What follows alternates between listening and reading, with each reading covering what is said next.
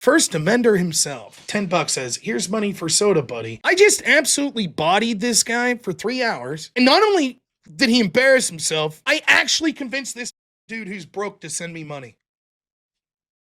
Does it get much better than that? Hey everybody, tonight we're debating whether or not SNAP benefits need significant reform, and we are starting right now with Rob's opening statement. Thanks for being with us. Rob, the floor is all yours. Thank you so much, James. It's always my pleasure to be here. First Amender, thank you so much for this debate. I think it'll be a good one and a timely one, given what we see with the government shutdown and SNAP benefits shutting down. So to start my opening statement, I think, given the topic has a few words that there could be some controversy over, I'll just get my definitions for these out of the way. Hopefully this doesn't become a semantic issue, but by SNAP benefits, we just mean what's colloquially called food stamp. That's sort of what we're talking about. I don't anticipate any tricks there. I think we both are understanding what we're talking about here. The word significant may cause some sort of umbrage, and significant, I'll just use simply Merriam-Webster's dictionary definition, meaning to have meaning, or to have a likely influence or effect. And so that's how I'll be using the word. Again, I don't anticipate any real controversy there. And then reform, by that we just simply mean changing what we have right now or the policy as it has been. So given that, I'd like to highlight 3 areas of reform that I think will be necessary. Now, given the nature of the debate, I only need to win any one of these, and it would be considered a significant reform. And I want to hyper-focus on the third area the most in this debate, given the time constraints that we have. But I think it's worth mentioning that there are a ton of areas where we could have actual significant reform, and I'll highlight on 3 broad areas and just talk about maybe sort of the lowest hanging fruit that I could see from each of these areas. The first area I would like to highlight on is we could have significant reforms in our SNAP benefits in who is eligible to receive SNAP. Now, right now, we have non-citizens making up 1.7 million people a year. This costs over $5.7 billion a year. And this is non-citizens. This would include not illegals, which if they're able to, through identification, stealing people's identities, etc., obtain these benefits. This number of 1.7 million is not including that. This is including people that are here on green cards that aren't citizen. It's including people that are here on student visas, etc. We have the right in this country to have guests of this country who are a net input into the country and not that are draining our resources. Even if they are receiving a net input into our tax base over what they receive in SNAP benefits, we would want to bring in people that are more ready to work and provide to this country rather than those that require these sorts of benefits. And $5.7 billion a year is nothing to sneeze at, particularly in this world where American citizens in the form of young people, like my opponent here, First Amender, his sort of generation is really struggling. The average age of first-time homebuyers at this point are 40 years old. By the way, not to assume your age, First Amender. You look very good, so I assumed you were young. So given that we have that sort of country where young people are struggling with healthcare needs, with home ownership, and a bunch of other things, even affording the price of groceries, and this is also true of all generations, including older folks like me, we really need to take out these people that are driving up the cost of our groceries by receiving fewer ones that are non-citizen.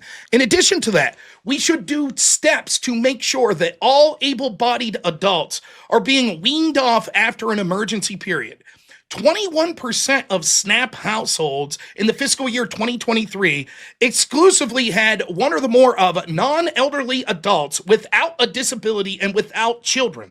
These households tended to be single-person households with low monthly income. These people are of working age, they are not disabled, they do not have children, and yet still we see of the people that are obtaining SNAP benefits, a full 21%, nearly 1 in 5, are from this category. I propose that we take even more steps to make sure, even beyond what the Big Beautiful Bill did, which just goes into effect here in November, which obviously because the shutdown hasn't gone into effect, so it would still be a significant reform. But we need to go above and beyond what they recommended to make sure that these able-bodied adults aren't using this as a way of life, but merely as a 1 to 3 month emergency period. 26% of able-bodied adults who get SNAP don't work at all within that same fiscal year. That means if you're an able-bodied adult 1 out of every 4 that get these SNAP benefits don't work for the entire year within the point where they get that. This is unacceptable. There is no reason that these people can't be doing at least minimum wage jobs that will wean them off these benefits. So I'm proposing that we institute rules that say that they only have 3 months, and then they have to not only fulfill their work requirement roles, but be kicked off of SNAP if they are unable to get on work programs. The next area I'll focus on is significant reforms into how people access these benefits. The first I have no data on, and I'm willing to hear a debate on this, but I propose that possibly we should get away from the card system and go back to the stamp system. This wasn't able to be as freely used and able to be as swiped at as many stores where things could get out of control. And it also did include an area of sort of an understanding that this didn't operate the same as other money, which provided an incentive for people to get off of these benefits. In addition, there needs to be harsher penalties for people that are trafficking in food stamps. There are a lot of ways that there is abuse in this. Nearly 10 to 11% in the most recent fiscal years of the payments that have gone under SNAP have been incorrect or inaccurate payments. That means we're paying 11% of these monies that are not fraudulent, but wrong. In addition to that, we have outright fraud that goes above that, which is another 2%. We need to have harsher penalties for fraud in food stamps. Retail trafficking, which the stores themselves are faking this data so they can enrich themselves off of tax dollar data, indicate an increase in the estimated retail trafficking in recent years. Now, the most recent study I could find of this was from 2011 that estimated approximately $330 million in SNAP benefits, which is around 1% of all those redeemed, were trafficked illegally between the years 2006 and 2018. And that approximately 8.2% of all authorized stores engaged in fraudulent trafficking. Also, there's almost no arrest for these things. The OIG reported the increases in number of convictions in fiscal year 2007 from 2017, 311. Despite the fact that 8% of the thousands of stores traffic in this. This gets beyond the point that individuals themselves are trafficking, and it's hard to find this data because almost no one's ever criminally or financially charged for this. Almost a huge portion of people that are on these sorts of benefits sell these benefits for money for other things. They'll go out and buy groceries for a neighbor or something that will pay them roughly 50% of the value of your money that went to their SNAP benefits so they could do things like gamble, buy video games, buy cigarettes, and buy other illicit materials. The waste is also terrible. The national payment error rate for the fiscal year 2024 is 10.93%. I'm proposing significant reforms in the form of a DOGE type requirement that would go through this with a fine-tooth comb, and also the creation of a permanent DOGE type thing specifically for welfare benefits, including SNAP, that would randomly audit individuals and stores that were engaged in using SNAP to be able to check this. These sorts of audits in the past have had a remarkable ability to lower abuse, and I think that that would be something that would be possible here. Also, more stringent work requirements in the past have saved us tremendous amounts of money. We need to increase these work requirements over what the big beautiful bill did, which hasn't gone into effect yet. Started in November 1st, but as you know, we're shut down. In the past, adoption of work requirements followed a reduction of 3% in total SNAP participation, 4.5% in SNAP households, and 3.8% in SNAP benefit dollars, after controlling for the unemployment, poverty, and medical exemptions. Because able-bodied adults without dependents comprise 8 to 9% of all SNAPs, sometimes higher, our findings indicate it would cause more than 1/3 of able-bodied adults would lose their benefits. Expansion of work requirements in the past eliminated 600,000 able-bodied participants to lose SNAP benefits, and if we made those more stringent, saying that we needed to audit this by proving, such as through online programs or digital receipts, that you had to show that you were working or had a serious attempt to get jobs, could estimates show lower this by 800,000 people. Real quick. Lastly on this, states enable fraud in work requirements. There's a litany of evidence to suggest this, but individual states help fudge work requirements because if they don't, and they show that there's significant abuse that's occurring within their state, they lose state benefits. And so there's an incentive for many states to retroactively allow people that are faking their work requirements to get away with it. States should be punished rigorously, which would be another reform to these benefits, being punished by having state federal funds that would sent to them slashed for these sorts of programs unless they stringently enforce that people are following these work requirements.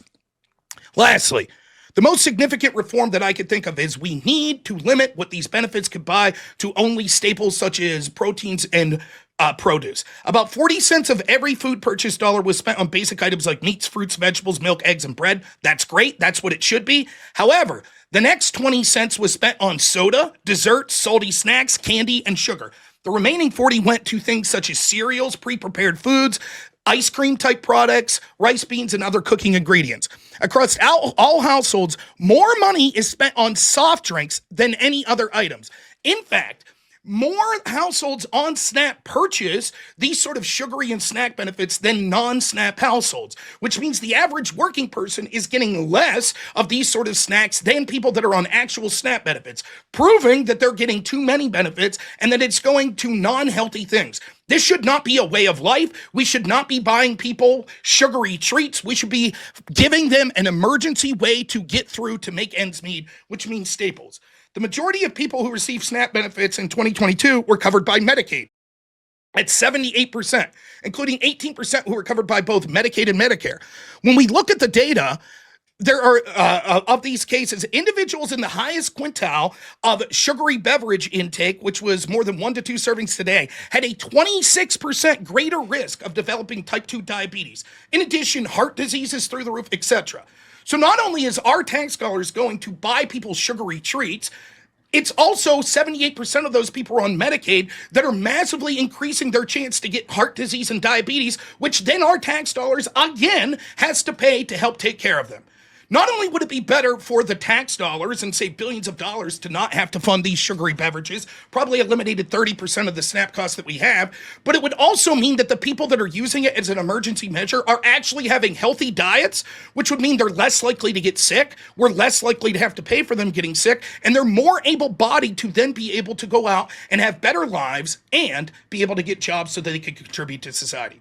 Any one of these 3 reforms that I've recommended, and I think I'll focus heavily on the third, would be enough to win this debate. However, what's clear to see is there's a litany of other reforms that could be offered. I don't know what the position would be that the negative could argue today is that this status quo rife with fraud, sugary beverages, people getting sick, and billions of dollars being spent on people that aren't citizens should be continued. Thanks so much. Thank you very much for that opening. Folks, if it's your first time here at Modern Day Debate, I'm your host, Dr. James Coons. We are a fully neutral debate platform hosting debates on science, religion, and politics. If you did not know it, DebateCon 6, Modern Day Debate's own 2-day debate conference is happening in Nashville, Tennessee in just 1 week. It starts on Saturday, November 15th, and then ends on the night of Sunday, November 16th. If you look at the bottom right of your screen, you will see a promo code. This is only good until this Sunday night. So November 9th at 11:59 p.m., it will stop being active. Use this code 25live, as you can see at the bottom right of your screen, to get a whopping 25% off. This is a short-term code, so use it right away. We're expecting seats to sell out, and this code is only available until Sunday night, given we're 1 week away. With that, we're going to kick it over to First Amender. Thanks for being here. The floor is all yours for your opening as well. Appreciate it, James. Just give me a moment. I have to share my PowerPoint slide. You got it.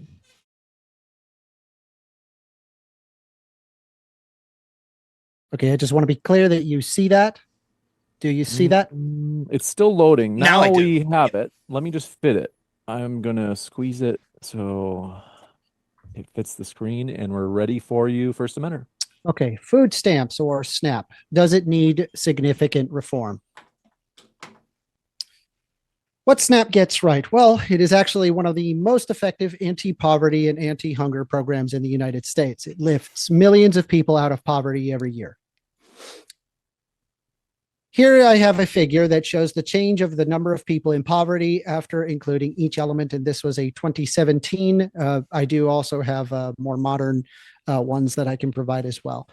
SNAP, you can observe, has been shown to have reduced poverty year over year. In this 2017 chart, we can see that SNAP alone has lifted 3.4 million people out of poverty, and 2017 is not alone here. The source is the U.S. Census Bureau Current Population Survey 2018 Annual and Social and Economic Supplement. SNAP has helped lifted more than 2 million people of color out of poverty, whites included. You can see right here the individuals that have been lifted out of poverty in 2023 as a result of SNAP by race and ethnicity. Over 1.1 million whites were positively influenced by this. USDA data shows that a majority of SNAP recipients are in fact American citizens. There have been rumors going around that it is in fact illegals that have access to SNAP benefits. This is not true. The overwhelming amount of people who are receivers of SNAP benefits are US-born citizens, refugees and other non-citizens, and green card status holders, which makes them legal. The source is the US Department of Agriculture, characteristics of SNAP households fiscal year of 2023. SNAP makes money. Did you know that?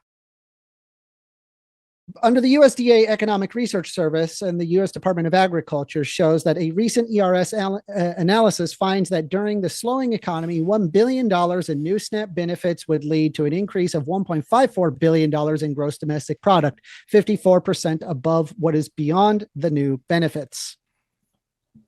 What reform needs to be done? Well, number one, it's kind of working as intended. But could there be improvements? Well, the answer is yes. You could, for example, have the Thrifty Food Plan, a formula that is used to calculate benefits, still underestimating the real cost of food, especially regarding fresh produce, specialty diets, and high-cost cities. There are many studies that show the benefits last only 2 to 3 weeks per month on typical families. That is short, of course, 1 week a month. Potential reform is to adopt a more realistic market basket, such as the low-cost food plan, or adjust benefits geographically. Work requirements are actually outdated. The able-bodied adults without dependents, or ABAWDs, lose benefits after 3 months if they do not prove work hours. But what's the problem with that? Don't we want people to work? Well, yes, but the system actually punishes people who are in, for example, unstable gig jobs. This was created in the 90s on the assumptions that labor markets that actually no longer apply in today's 2025 atmosphere. This also increased food insecurity with no empirical measure that it actually improves employment rates. The potential reform is to basically replace the punitive rules with supportive employment programs, or simplify or abolish the 3-month time limit. There's also a thing called the benefits cliff. The benefits cliff is too sharp. What is the benefits cliff? Well, basically what you have is that you have a SNAP, which uses income thresholds. Even a small amount can raise and push a family just over the limit. It's a problem because families may lose $100 to $300 in benefits instantly, which will be far more than the value of, say, a raise. The reform proposal that I propose would be a smooth phase-out rate so that benefits decline gradually, avoiding sudden loss. Another issue is the disincentive to take more hours. What happens is that extra hours increase income, which creates a loss of benefits. It is a problem because people avoid working more because it makes them net poorer. My reform proposal is to provide gradual step downs that ensure work always increases net income. If on the final issue here, there's a disincentive to take better jobs. What happens is that you move from part-time to full-time can trigger benefit loss before workers are even financially stable enough. This is a problem because it effectively creates a poverty trap. The reform proposal is to implement universal phasing out formulas across the programs, such as SNAP, housing, and Medicaid. The potential right-wing SNAP proposals versus the evidence.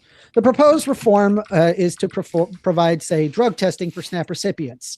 The rationale is that, well, it prevents fraud and ensures that the benefits go to responsible people.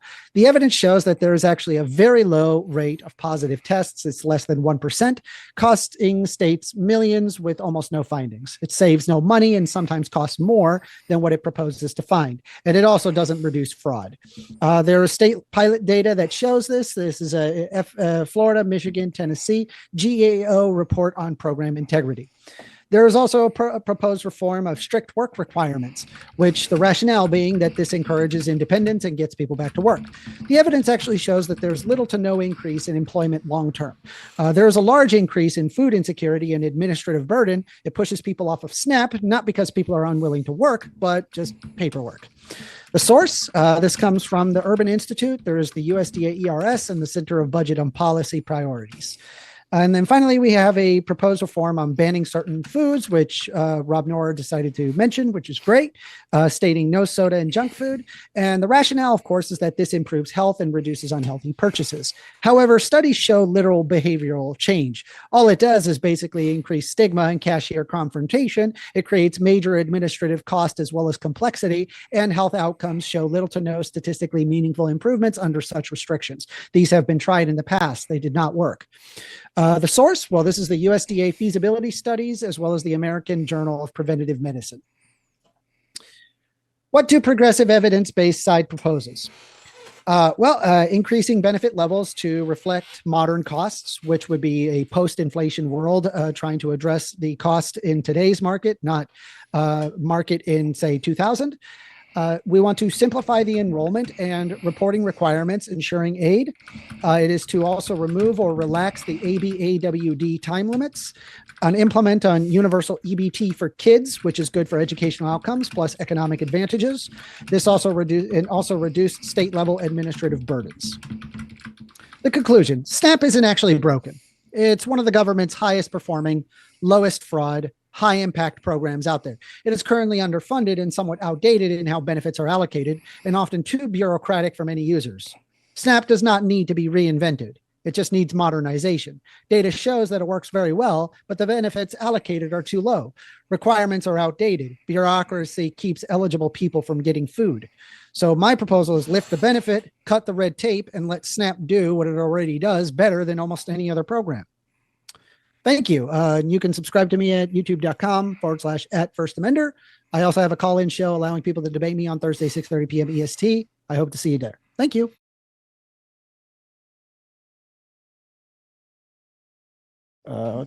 Thank you very much. What I'm going to do is kick the share. There we go. And thank you. We are going to jump into the open dialogue. I want to say, folks, thank you so much for being here. In terms of quick, juicy little updates at the bottom right of your screen, if you did not, there we go. Thanks for your patience.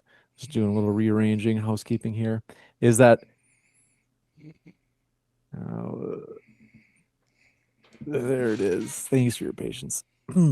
Folks, if you did not know it, we have this promo code for your DebateCon 6 ticket. If your arms and your legs fall off such that you cannot make it to DebateCon, become a channel member, watch the debates live from home in the comfort of your very own home, enjoying your Soylent, First Amender, whatever you like. But yeah, I want to say thank you for both of our guests. Open dialogue for you guys. We're ready for you.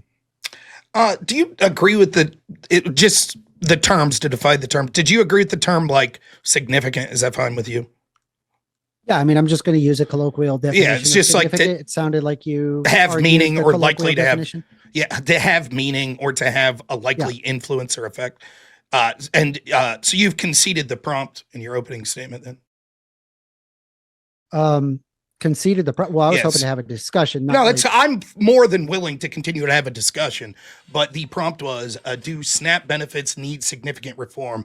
And you spent the entire second half discussing the reforms that need to be implemented. Yeah, I mean, there's like some level of reform that I would agree with that need to be modernized, but I don't think it needs significant reform. I would just add features to it. You just conceded the definition of significant was having meaning or having likely to influence. Yeah, I'm not intending to get this like on a gotcha. What I was kind of hoping that we can like discuss the policy as opposed to like I have no problem with debate or lost the that debate. Is completely fine. I don't mind discussing it absolutely. Cool. But I just wanted to get stuck on like some weird definitional game, to right? No, it's not a game. I just wanted to start off saying the prompt that was suggesting to us, you're admitting that yes, the affirmative is true. We need significant reform. That's it, and then we can move on. I won't come back to it. Just say yes. I wouldn't call it significant. No. Okay, so the then reforms that I've presented are all you've conceded the definition with just tiny changes, and it would not require significant reform. You conceded that the term significant means having meaning. Can you explain how the reforms that you have instituted are reforms that wouldn't have meaning? So I would say like, I don't know if I would go that direction again. Like I didn't really want to play a definitional game with you. I That's wanted fine. to Just say you're discuss, right. like the particular policies, if that's okay. No. That's absolutely fine. I was just getting you to say, yeah, you're right. We do need significant reform. Now that we've moved on and we both agree No, with that, I we don't can move on. agree. So I don't agree. I think that SNAP is probably one of the most effective government programs out there. And Okay. it has stunningly low levels of fraud. There already exist great deals of investigation towards instances of fraud. It works very well. I mean, out of all of the programs that we could have picked, SNAP is probably the model government program that results in huge benefits. Then you will the only thing that I would do is I would do slight changes to it. And I listed those slight changes. So just to be clear, when you talked about reforming the thrifty, or I'm sorry, what was the term, the first term you used, the thrift, something like that. Then you suggested reforming the work requirements. Then you suggested reforming the benefits cliffs and all of that stuff. Those are basically, we don't have to worry about that. You'll be defending the status quo and I'll be defending the reforms I've instituted. Fair? Well, I'm not arguing the status quo though. Then you're arguing for significant reform. No. Okay. Define that. Are you arguing for reform? Sure. So then define the term significant. You've already conceded what it is. Like, I guess like a large amount, sufficiently great. I don't know what you're asking here. Like, I didn't want to play a definition game or like some gotcha. Like, is there any way that we can pull ourselves out of like the debate bro mode and actually? I do want to get into like the actual people are in chat kind of thing. That's fine. We can move on. I just want to say that anyone like it, what happens here is it's hard to hit a moving target, right? And so if you acknowledge, yes, I too am arguing for significant. Here's the thing, right? You're treating me like I'm a target. Hold on one sec. Just to hear Rob finish the sentence. Yeah. So if you just say, yes, I too am arguing for significant reforms, just significant reforms that are basically the opposite direction of what you're arguing, I think that's fine. And then we can have that discussion so that the audience can make up for themselves. Which way should we significantly reform the food stamp program? That's it. That's all I'm trying to get to. Because otherwise I feel like if I spend time arguing against some of your proposals, that the interpretation will still be like, well, that's okay. Then Rob's arguing against significant reform anyways. And so therefore the prompt is still negative. That's all I'm getting to. So you're treating it like it's a, like that I am a target to shoot at. It's not a target to shoot at. Okay. The idea is that we discuss what happens and then we can determine, what's a better idea or what's a worse idea. So overall, like I've heard, it sounded like that you kind of wanted to pull back on SNAP overall. Would you agree with that? That is true. I think that anyone with a reasonable interpretation could see that, seeing as how half of your opening statement was talking about reforms that presumably would add a bunch of money into SNAP. Okay. I think that they could see that that's significant reform. I'm now willing to talk about why my significant reforms are better than your significant reforms.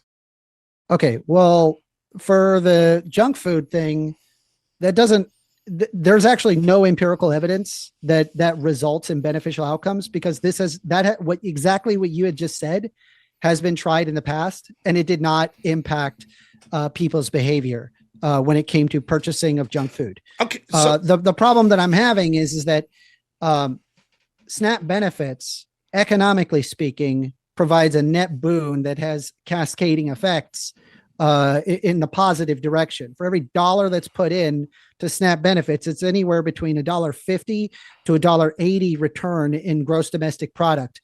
Would you say then that is something worthy of not pushing back on? No. Explain what GDP is. Gross domestic product? Correct. Do you need the formula? Explain to me. Just give me, you could give me the formula if you like. I'm just asking your own words to tell me what gross domestic product is. What's it seeking to measure? It's CGINP. Like what's it seeking to measure is the question I have. This is not, again, you're let me tell okay, first going debate bro that's mode. fine. I'm not asking, I'm not coming at you with like definitional responses let's test your muster in what you know in rote knowledge. I'm trying to get to you or talk with you about specific benefits where we can observe specific boons versus busts.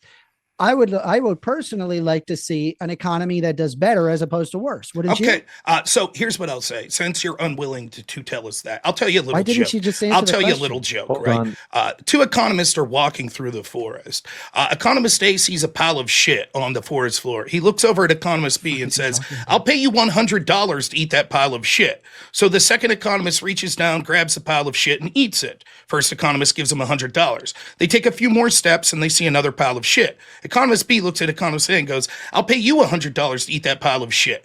Economist A reaches down, eats it. Economist B gives him $100.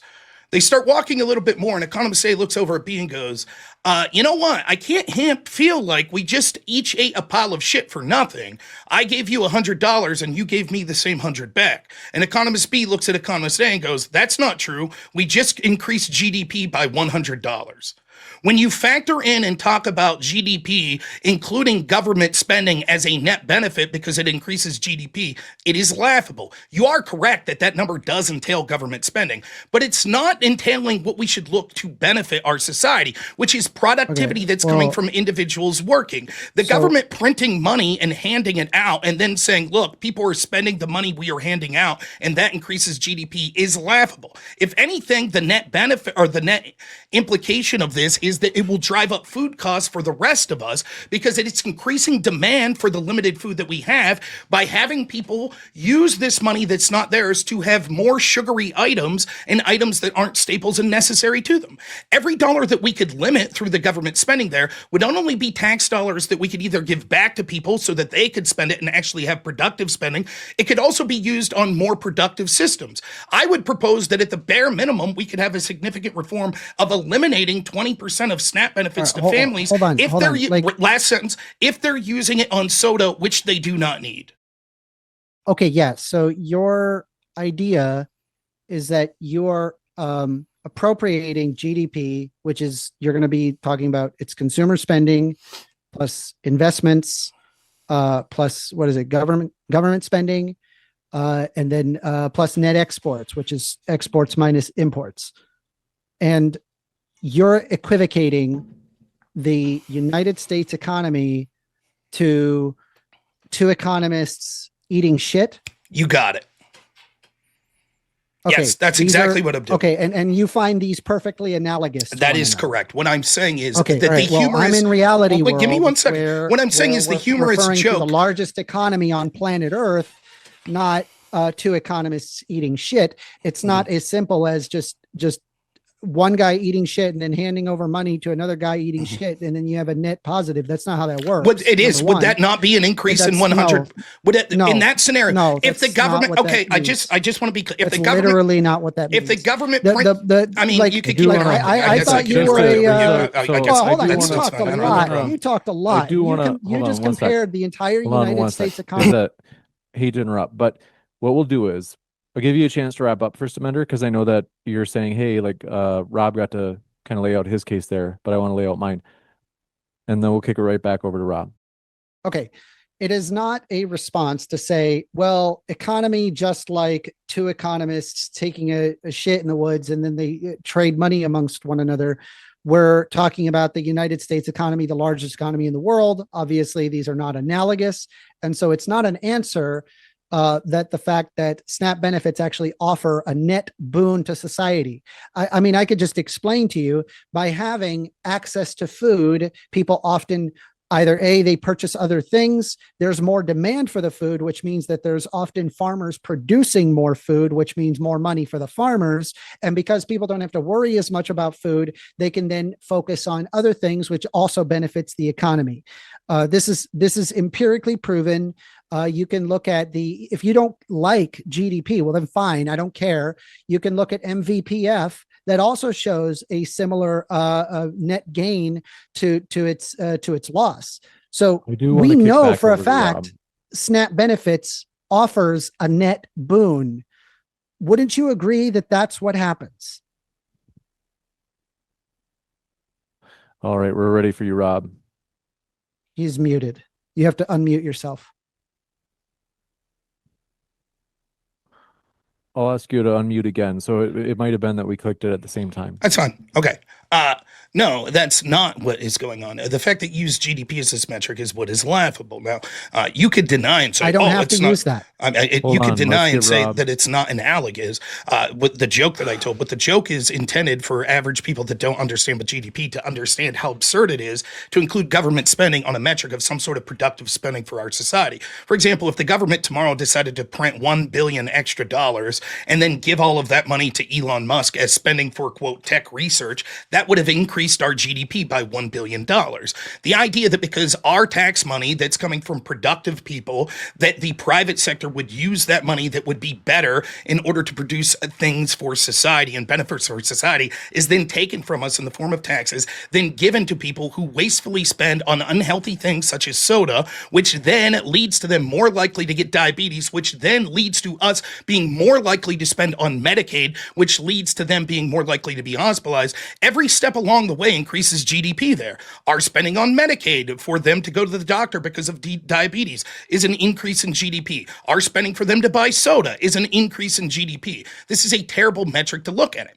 The idea that this would be fungible in the sense that if we give poor people money to buy frivolous things such as soda, that means they'll be able to spend their dollars on something else and thereby spur the economy, shows that would be better ahead not to give them the money for soda in the first place. If they you can't have it both ways. If your argument's going to be, well, the real way that this affects the economy is by giving them money for soda and things like this, then they're capable to go out and maybe buy a new car, or they're going to buy CDs or DVD players or computer games or something, and that spurs the economy in this way, is laughable. Instead, we should allow the people that are being productive to purchase the things that are more necessities for them, which means that they'll spend things that are beneficial for society. And these people wouldn't need that spending if they're able to fungibly go spend it on other things. Instead of buying CDs, DVD players, video games, they could use the money that was being spent by our tax dollars on soda in order for them to purchase their own soda. The last thing I'll say is, you keep saying, well, the metrics show that this doesn't cause them to make better choices. Then that's on them.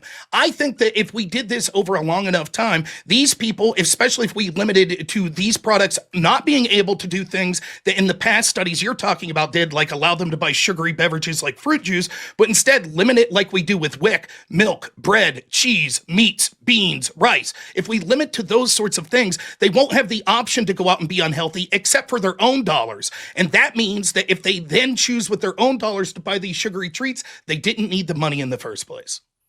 We're going to go and give First Amender about 2.5 minutes as well. That's about what we're breaking down to. So unfortunately, you're wrong. Just completely. I have to share my screen. You don't know what you're talking about, unfortunately. I'd like to say that you did know what you're talking about, but you've done zero research on this. It's clear to me. I'm going to provide the paper right here. Give me a second while I provide it on my stream as well.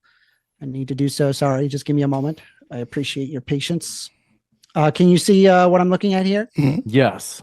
Okay, so to assess the benefits of early childhood access to food stamps relative to the cost of the program, the team followed a framework that calculates what is called the marginal value of public funds. So you didn't like GDP, fine, doesn't matter. We can pull up the marginal value of public funds.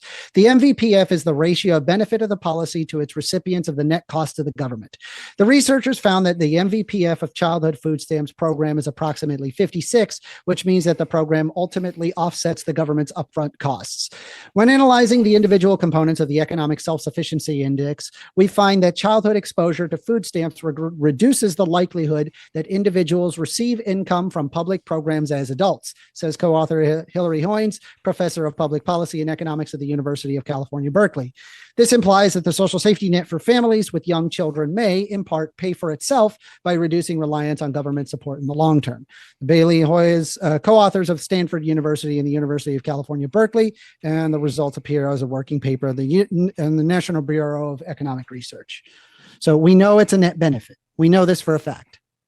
Okay, unfortunately for you, nothing that was said there disputes any of the significant reforms that I'm suggesting making. None of those studies would entail stopping sending money for things like sugary beverages. By the way, most studies will also show you that when children are consuming things like potato chips, soda, and I remind you, soda is the number one item that is purchased on food stamps. In fact, Food stamps households are more likely to purchase junk food and soda than households that aren't on food stamps, which is sort of counterintuitive. You would assume if they're so desperate and looking for a positive nutrition that they would actually be spending it on these staples. By eliminating the ability to spend on those things, this isn't eliminating children's ability to get access to healthy food. Quite to the contrary. Intuitively, we would see that if they're getting healthier foods through food stamps, that they would actually be even more less likely in the future to end up on the very government programs that you're suggesting. For example, we could see access to soda, according to the data that I was showing, increases your likelihood to have diabetes by about 1/3. This is also true of children that are more likely to not only have childhood diabetes, which is a growing problem in this country, particularly with people on the poor end of the scale that get SNAP benefits, but also their chances of developing diabetes when they get into adulthood. So what you've done is cite a study based on a significant reform that I'm not suggesting. The reform that I'm talking about at this point is we should limit the purchases to things such as staples, such as the food groups that scientists agree are the things that would be best, not just for adults, but for children. Can you explain to me why these studies would entail, why it would be a bad thing for children to be drinking things such as milk, water, flavored water, and things like that instead of soda? Yeah. So the effort to improve the health by limiting access to unhealthy foods, it sounds intuitive and it seems like it works. But when we attempt doing this, we find out that they don't actually change their behavior. They still end up purchasing unhealthy foods. The problem is that when you are poor, you often end up choosing unhealthy things. This is just a factor of poor socioeconomic conditions. Now, as to what you can do about that, well, I mean, number one, just like from a basis, I don't think that like poor people should be like be prevented from having access to, say, unhealthy foods, just as like somebody who's middle or upper class would consume unhealthy things. I mean, I'm just going to be honest with you, Rob. You don't look like you follow your own advice.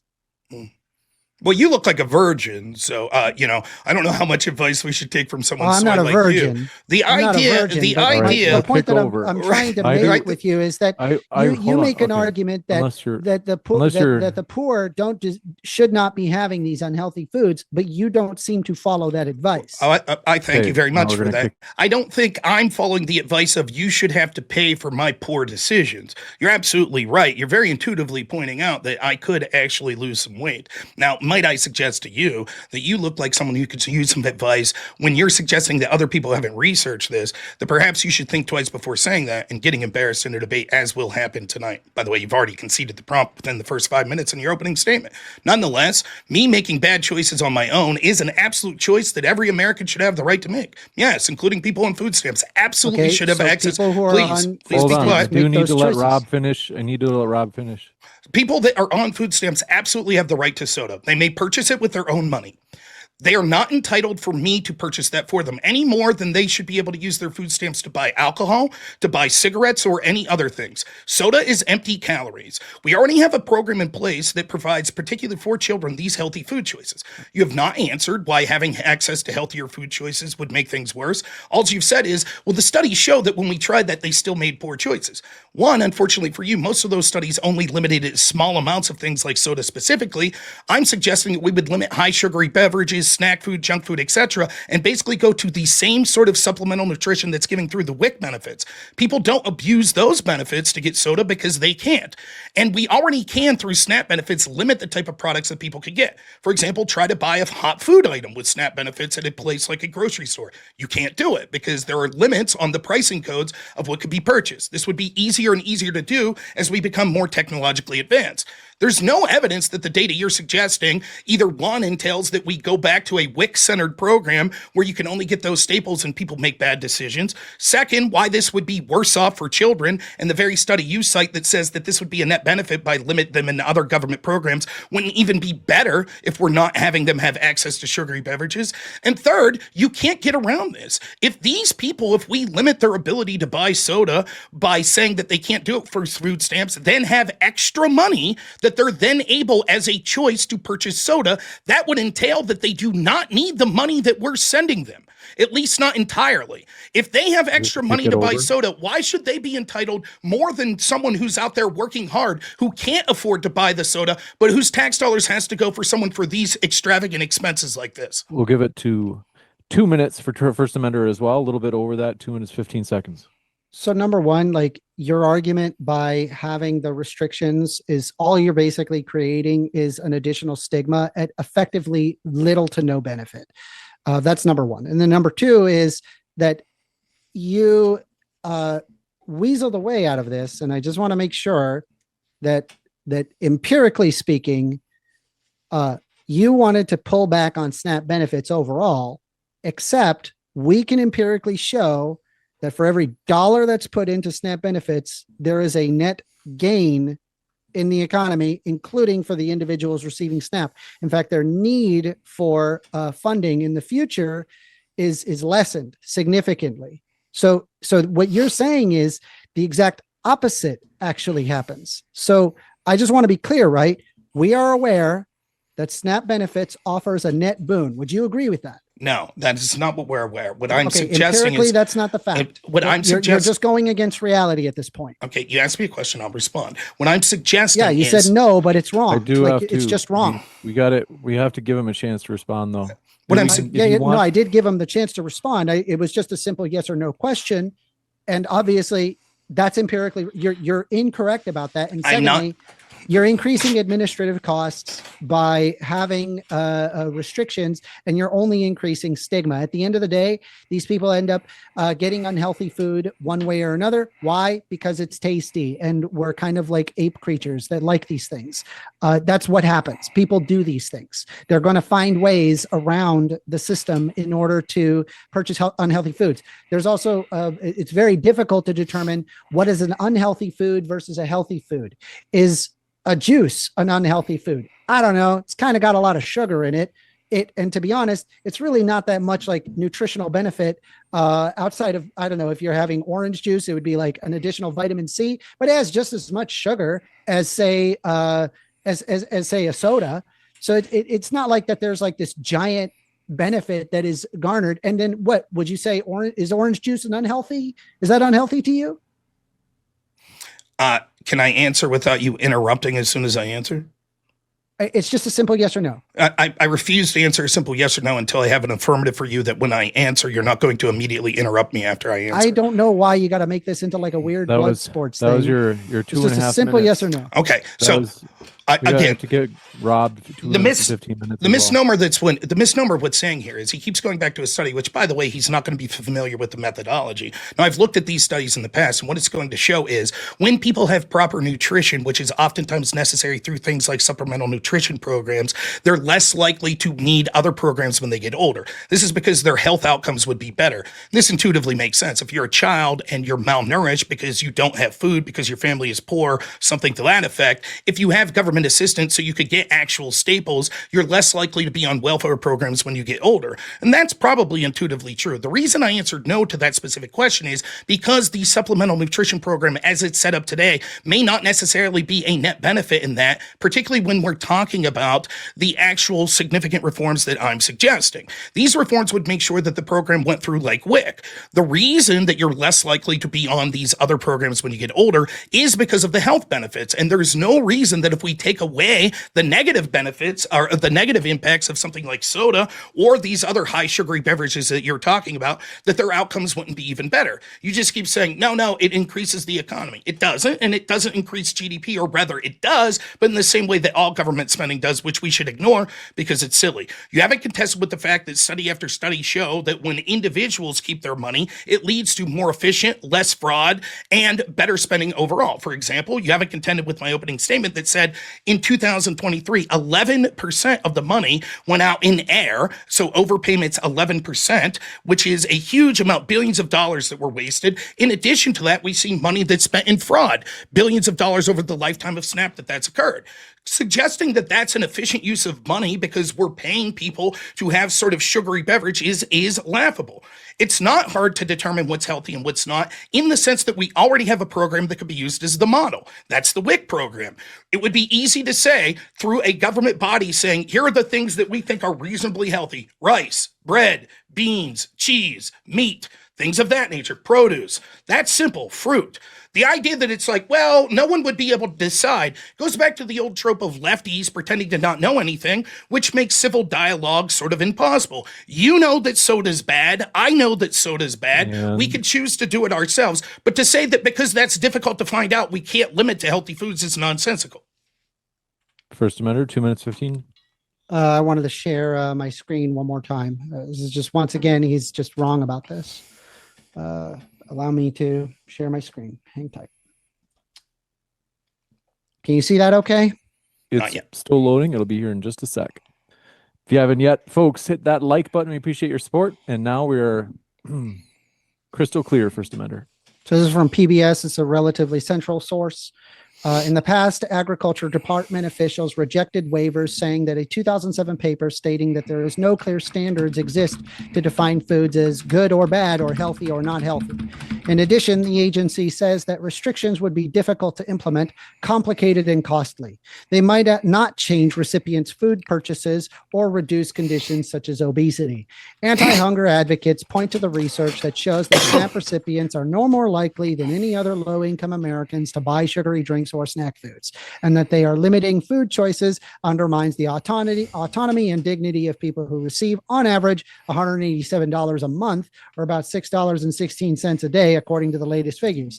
This is just another way to cut benefits, says Gina Platanino, a deputy director at the Food Research and Action Center, a nonprofit advocacy group. It's like, how do we restrict people more? How do we stigmatize them more? So I just want to Can I ask where that was from? This is PBS. What year? This is PBS. What year? February 19th, 2025. Okay. Would we prefer PBS Anyway, so over the USDA? I do want to let, just in case First Amender has anything else. Okay. Because you got about 40 so like seconds. number one, you're empirically wrong about whether or not that it offers a net boon. We know it offers a net boon. There's numerous economic papers that show this, and you pick your metric, it's positive. And no matter what metric you pick, the math doesn't lie. And then there's also the idea that you basically want to vilify people who are consuming unhealthy things under the presumption that that would make them magically healthier. But really, at the end of the day, is that it doesn't actually make them magically healthier. Obesity rates still maintain relatively the same. And all it does is basically just restrict poor people to things that you just kind of take for granted. And so I would just be against it, because if it showed efficacy, I would probably be agreement with you, Robert. But that does not appear to be the case. Time. Kick it over to Rob.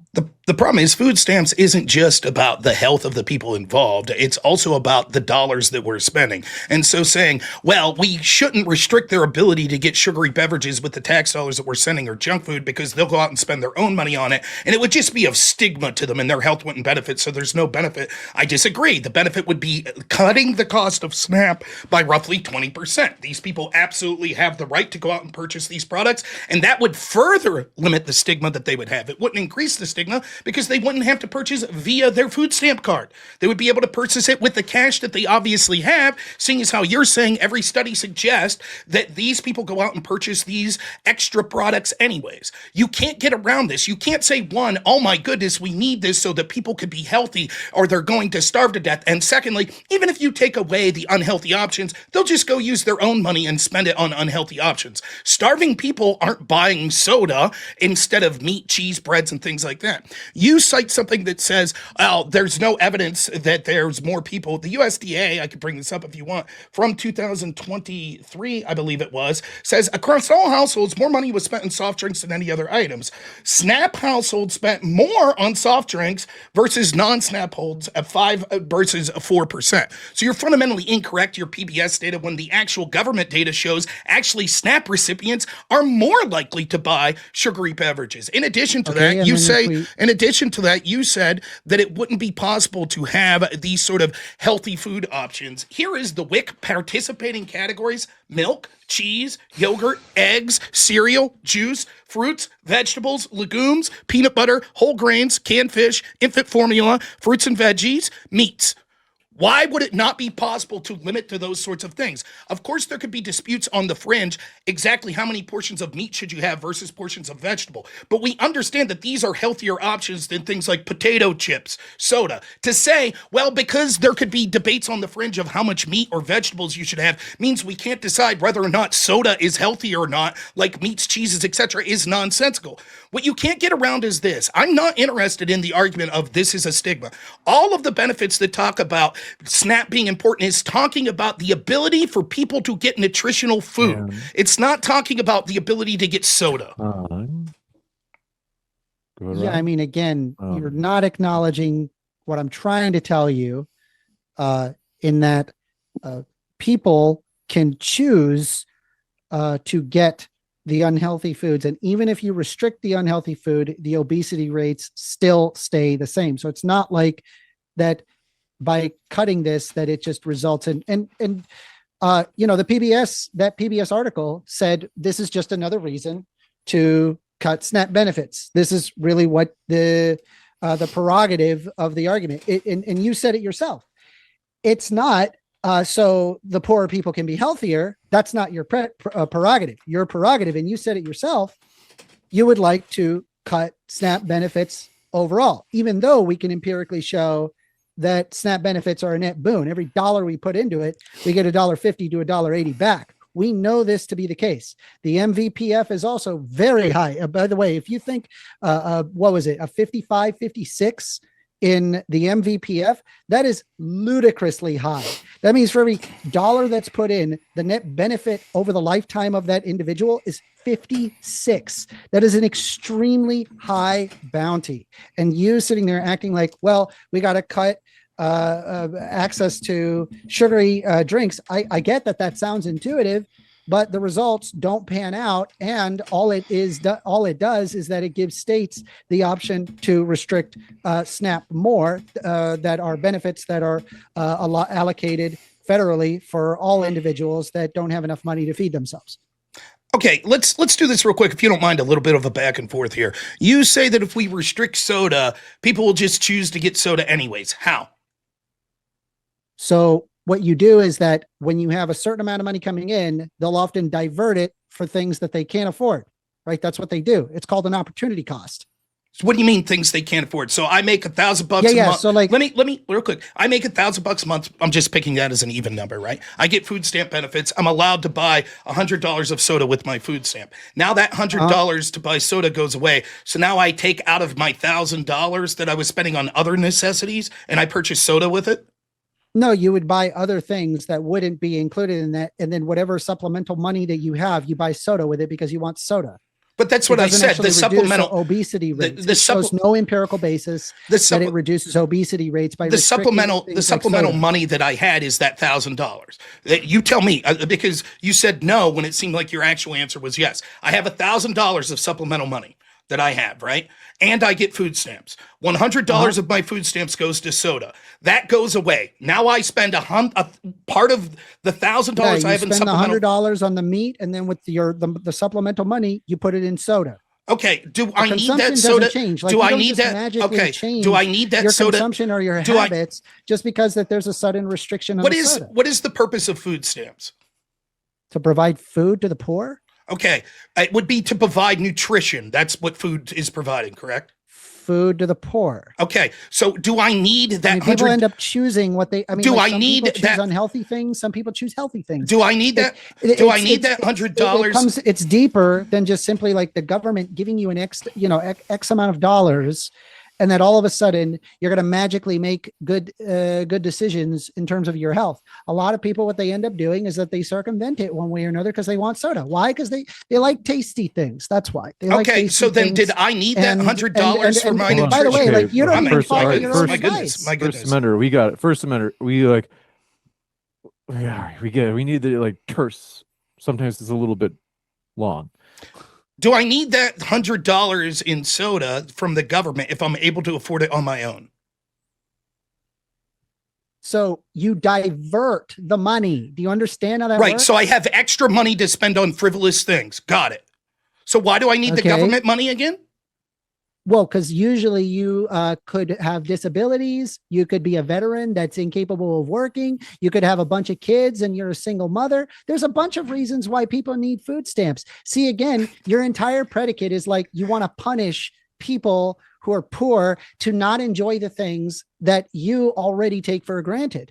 It has nothing to do with taking for granted. The idea isn't that No, you're doing it right now. Please, the You idea is literally not. argued you The want to get idea rid of is it. not Let's that give it a we're. chance.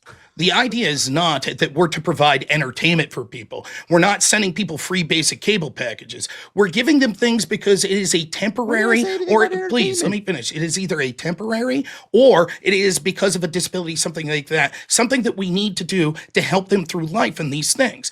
They have extra money, as you're admitting that almost all the studies show that they have extra money that they're not spending on housing, they're not spending on things like healthcare, etc.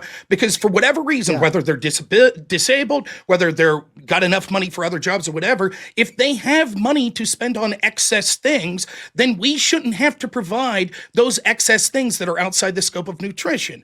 Do you think that if it's really entertainment, if one of these people said, for example, listen, instead of $100 in soda, I'd like $100 in NFL Red Zone. Should we give it to them because that's their entertainment?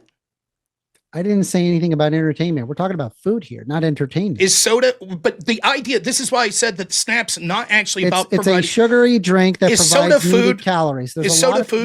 Yes, it's a type of, yes. Soda's it's food. Sugar is food, yes. Okay, well, so then the argument would be that any food is whiskey food. I'm saying that it Is is whiskey not for the food? government. I'm asking you, is whiskey food? No, it's alcohol. Why not? It doesn't provide not. any nutritional benefit. What nutritional benefit does soda provide? It provides calories. Okay, so does booze at times. No.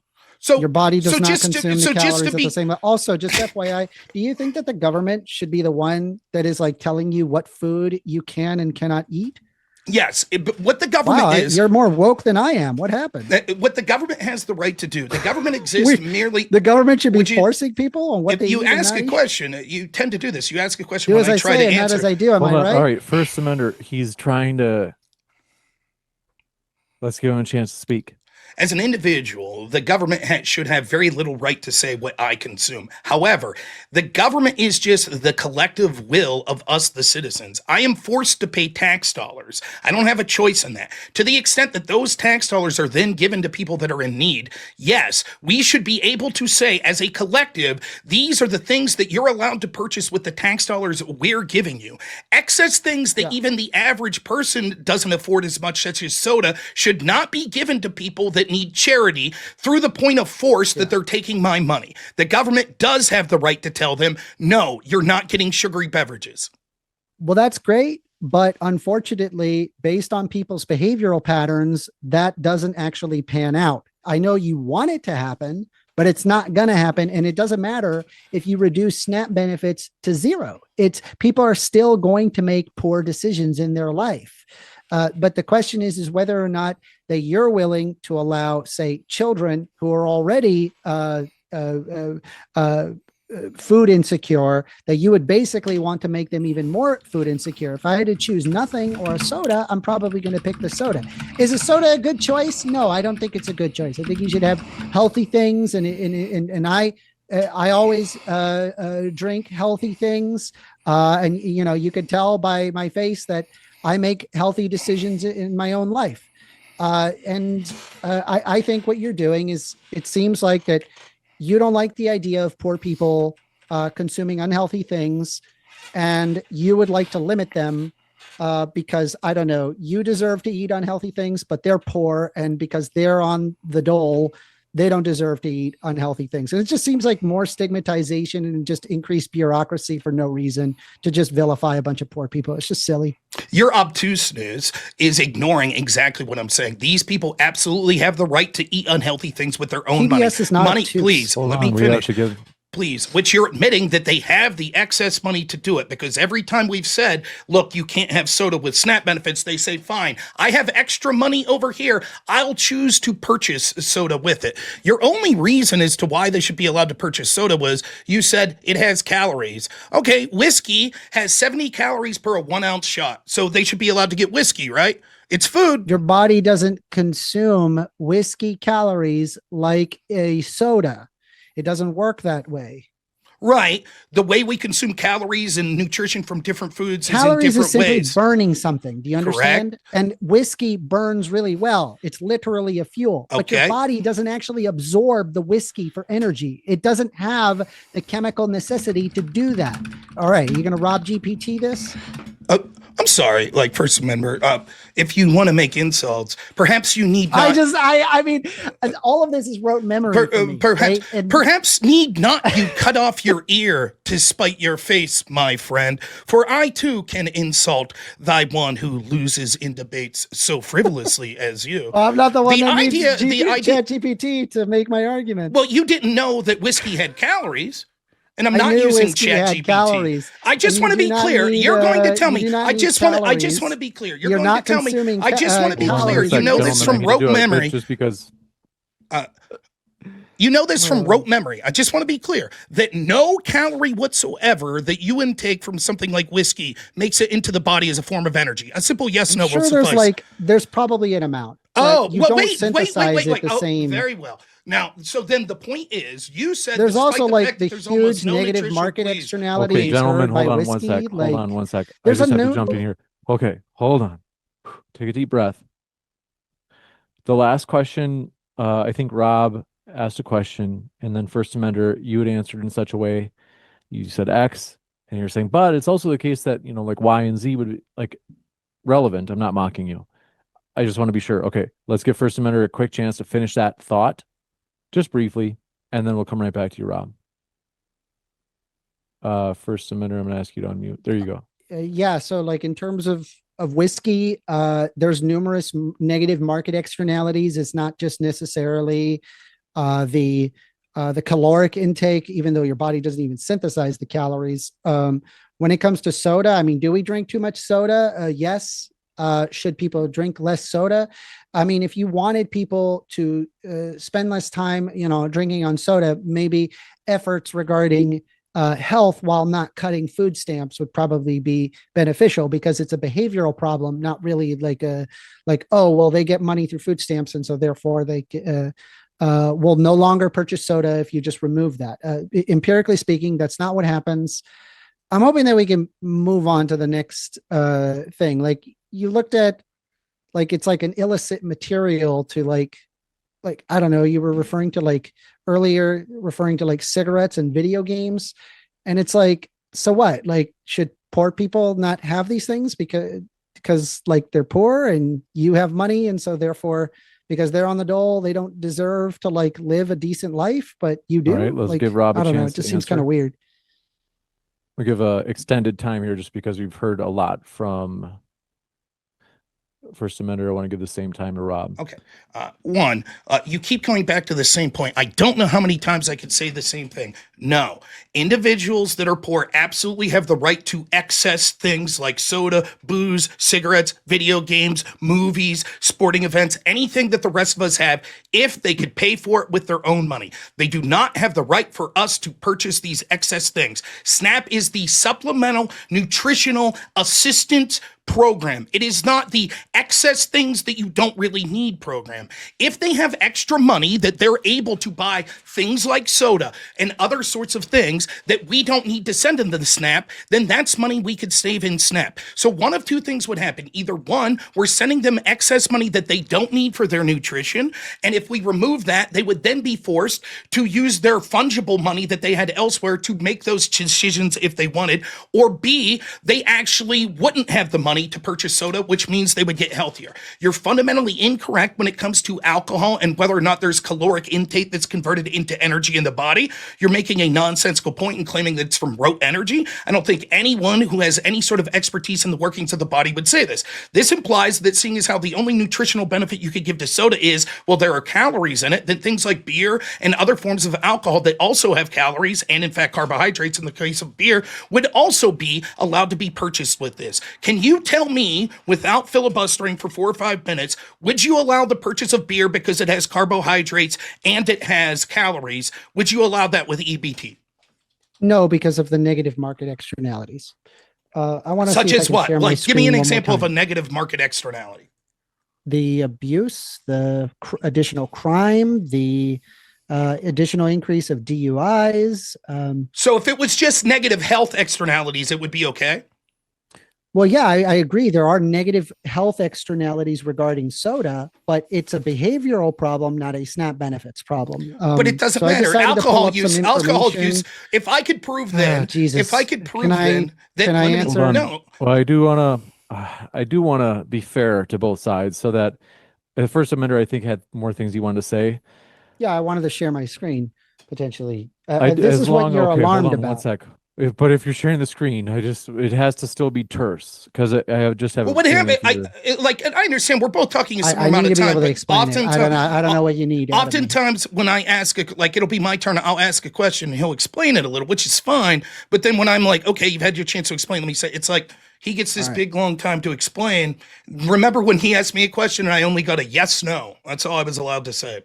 Well, yeah, because I had more to say. I don't know if you're complaining about me or him. No. I'm complaining about him. Like, I'm trying to say to him, like, leave me make my point. Understand dumb meta. Okay. Why do right wingers do this meta? So I think first amender, he's just saying, he's like, remember when you tried to pigeonhole him into a yes or no? Correct. I'll tell you what, I'll give you a full 5 minutes. So here we go. You ready? All right. So it's going to show the screen. Wait, I don't understand. You're saying you're going to give him a full 5 minute response? Yeah. He can have a full 5 minutes to respond. The only thing is he does it's fair for each of you to want pithy responses to keep the conversation going. I try. These are complicated questions, and it requires time for me to explain it. I don't know what that's fair. And so when you asked me a question, I felt the same way. Just saying. And you insisted that I not have I asked for simple yes you're going to show your source here, and then you're going to give me 5 minutes. Fair enough. All right. So this is food stamps for soda, time to end the $1 billion subsidy for sugary drinks. And so according to a 2016 report of the U.S. Department of Agriculture, sweetened beverages, including sodas, are among the most commonly purchased items by recipients of the Supplemental Nutrition Assistance Program, or SNAP. SNAP households spend about 10% of food dollars on sugary drinks, which is about 3 times more likely that they spend on milk. In New York City alone, as we've reported, this translates into more than $75 million in sugary drink purchases each year that are subsidized by U.S. taxpayers. Given our biological attraction to sugar, perhaps it's not a surprise. Our collective sweet tooth, which is shaped by evolutionary forces, extends far beyond SNAP households. In general, non-SNAP households spend almost as much on sweetened drinks, and it's about 7% of food purchases, according to the USDA report. So I just want to be clear, right? Like, you're concerned about 7% of the money going to sweet drinks. That's what you're trying to stop. Okay. We good? All right. Answer that? So yes, I will answer. I have 5 minutes. I thank you very much. No meta. I will take the 5 minutes. So no, it's not just 7%. The data that I suggest. By the way, I'm just grabbing a drink. The data that I suggested showed that only about 40% is going to staples. While it is true that soda is one of the single largest item that's purchased, it's also true, as the data I pointed out showed, that only 40 cents goes to food purchases such as those in WIC, which would be basic items like meat, fruits, vegetables, milks, eggs, and bread. That means a full 60 cents to the dollar are going to things outside of that. 20% going directly to empty calories, such as salty snacks like potato chips, pretzels, desserts like ice cream, sweetened drinks, such as sodas that we're talking about, candy, and other sugary things.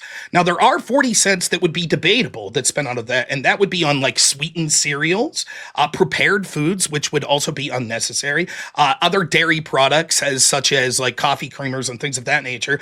Rice and beans, though, PTO would be included in that. So what we would look at is probably the ability to cut roughly, and this is being very on the low estimate, 30% of the spending in order to do these things. Now, the proof's in the pudding because you've already acknowledged that, well, if we try to eliminate, these people will just go out with their own dollars and will purchase that soda anyways. Great. If they have that extra money, then that shows that they do not need these benefits. What you can't get around is even the study that you cited there, whatever this report was, seems to be making my case for me, that it is a huge billion-dollar subsidy to the sugar industry, which is making us all unhealthier, which is making us 1/3 is more likely to have diabetes.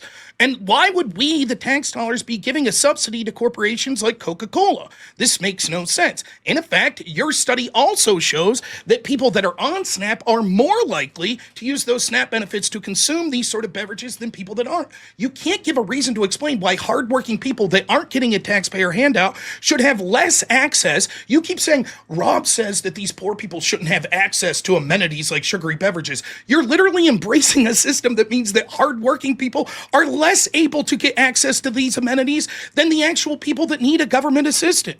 This is nonsensical. And you keep feigning this like, oh, you don't want poor people to have this. They are living off of charity. If I'm at a soup kitchen, right, and they complain, I don't like this, I want caviar and lobster, I'm sorry, that's not the way the world works. I am being forced to pay for this. You're being forced to pay for this. Anyone else that's paying into this is being forced. There are literally no negatives that have been illustrated in this debate to eliminating having these sorts of things. The potential negatives that you've illustrated are, one, it's impossible to determine what's a healthy food. That's nonsensical. We said that we could just go through the formula that's already been given through WIC, which is healthy food, particularly for children, which it's easy to do. Second, you say that it would be expensive to implement these sort of things. It wouldn't be. We already do this with hot prepared food. It would be very simple to just have a code that they would be able to streamline, that your purchase wouldn't be able to get some things like sugary beverages, potato chips, etc. Third, you say that this would be a lack of dignity. I'm not concerned with the lack of dignity. They would still be able to purchase these things if they wanted. You haven't explained how this would stigmatize people. What, all of a sudden a big red buzzer is going to beep when they try to buy something and we're told, everybody look, this guy's trying to buy soda and he's not allowed? That's nonsensical. That's not the sort of thing that would happen. The only stigma would be saying, hey, we're not going to buy amenities for you. Fourth, you haven't argued why this wouldn't, by your own logic, allow for all sorts of other unhealthy things like booze, cigarettes, etc. You just say it would cause crime and things of that nature. Yet we're talking about 1/3 more people having diabetes because of things like sugary beverages. And by your own source there, we would be ending a huge subsidy to these soda companies, which means that it would limit their ability to sell to us as in an affordable way these very products that are making Medicaid in our healthcare system explode with people with these sort of issues. You just want to make it about me and say, like, well, you don't make good choices. Right. Everyone has the right themselves to make whatever choices they want when it comes to food consumption. What you don't have the right is to force other people to pay for things for you under the auspices of it's for your nutrition, while simultaneously buying things that don't not only benefit your nutrition, but actually hinder it. There's really no argument that you could give. You continue to fundamentally misunderstand the point. None of your data argues against this. That if we didn't allow these sort of purchases, either A, these people would purchase it themselves, which means they don't need the money, which saves us billions of dollars, or B, they actually do need this money and they wouldn't have fungible resources to make these poor choices. The studies you cite in the past did eliminate soda temporarily in a very limited way, but what happened was they allowed other sort of junk food to be included and they switched their behaviors to those things that were still allowed on SNAP. So I don't see how you can't say that this wouldn't be a significant reform. There's really no offensive position, and everyone with a moniker of sense could realize all of the positive benefits you're talking about SNAP could still exist while making sure that it offered only nutritional foods as opposed to salty foods, sugary snacks, etc. We'll kick it over to First Amender. Is there a way we can have a quick back and forth? Just pithy sentences back and forth? Mm-hmm. Okay, great.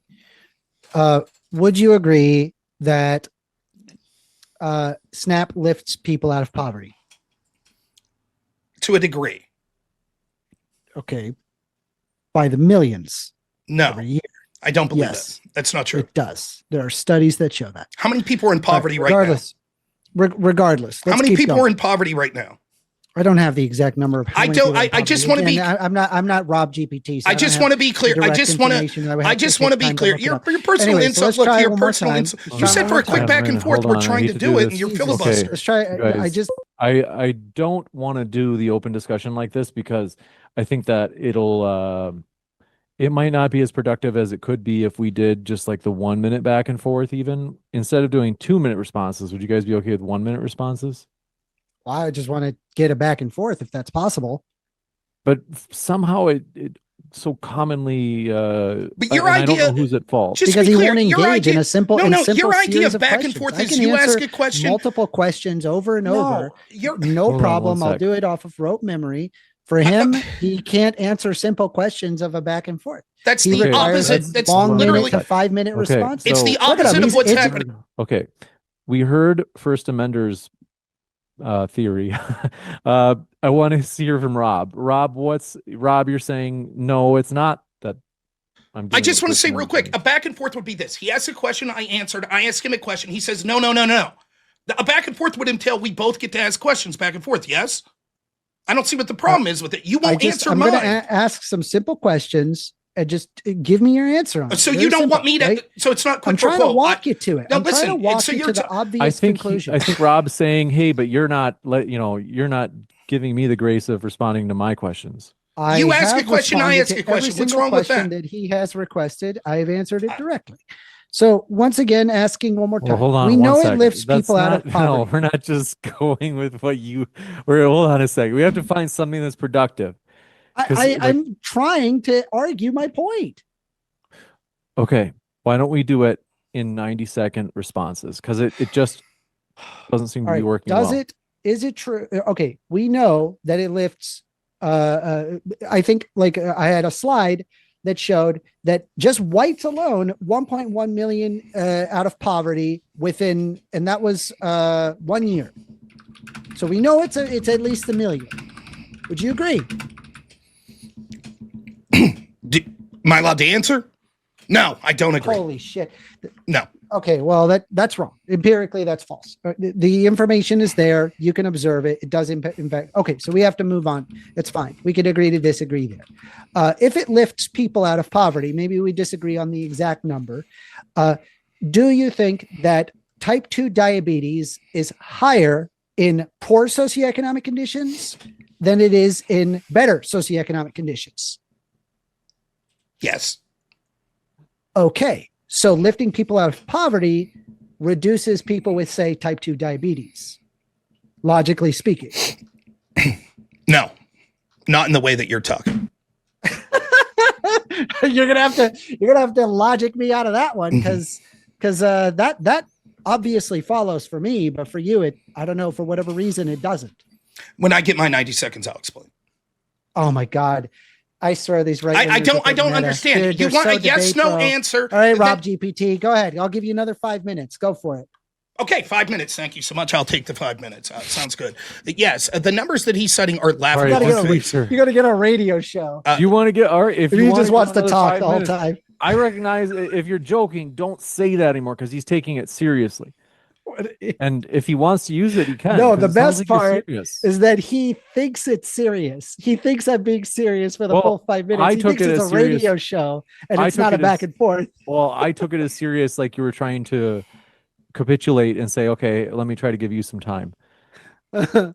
All right, so I'll answer. Here's what's occurring. No, just lifting out of poverty alone doesn't lift people out. For example, if we lift them out of poverty to some degree because we're giving them government money and that government money is going to something that is bad. For example, if we have to solve homeless problems, if we give them money and we can see that that makes them less impoverished, but they're using all of that money on things like drugs, like we see in a lot of places when we give these free needle programs, when we give free housing in places like California, that's actually not making people healthier. And so by lifting people out of poverty, we're doing so by giving them sugary beverages so their fungible money puts them over the poverty mark. No, that wouldn't solve diabetes. Now, what I was trying to do in a good back and forth would be he asks a question or two, I ask a question or two. He's unwilling to do that. Instead, just wants to make ad hominem attacks, Rob GPT, you look like you're unhealthy and stuff like that. Not interested in that conversation. What I will say, though, is that it's laughable. He's talking about millions of people, which he was unwilling to answer for, that are lifted out of poverty every year by food stamps. Well, given that we have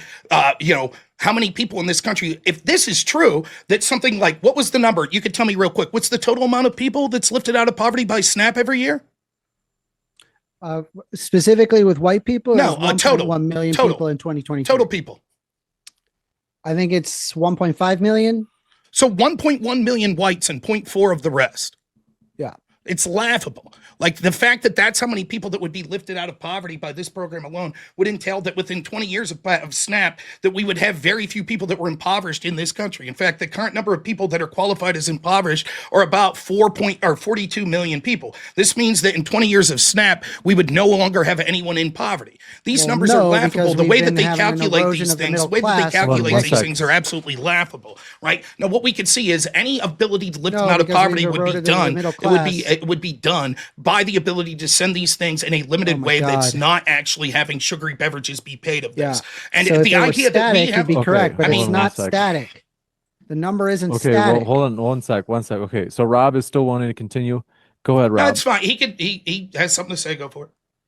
Well, it's not static. I lost track of the timer. I don't mind. He could go. I was wrapping up my point. I think that was 90 seconds. So I think unless you guys want 2 minutes. Jesus. He's fine. First Amender, just relax. Everything's okay. You're cool. It's not static. You think it's static. We've been eroding away at the middle class for decades now. So it doesn't surprise me that you're going to see more people in poverty as a result.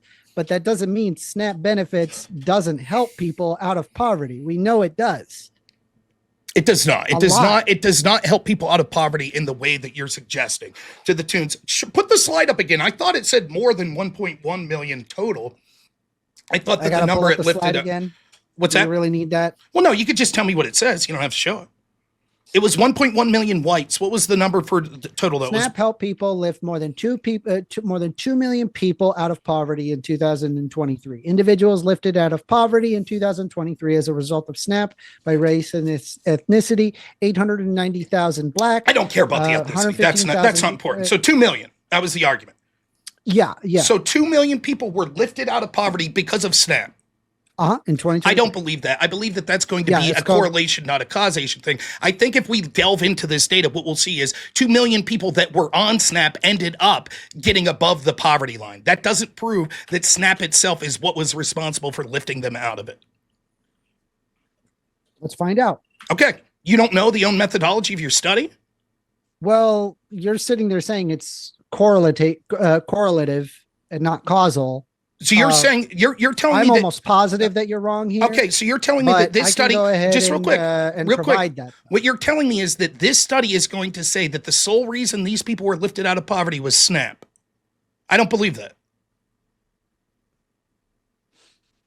Take a look here. We will be going to the Q&A soon. This has been lively. It's been juicy, and the questions are also juicy. We have some blood sporty questions. James, how much time do we have left? Just to be curious.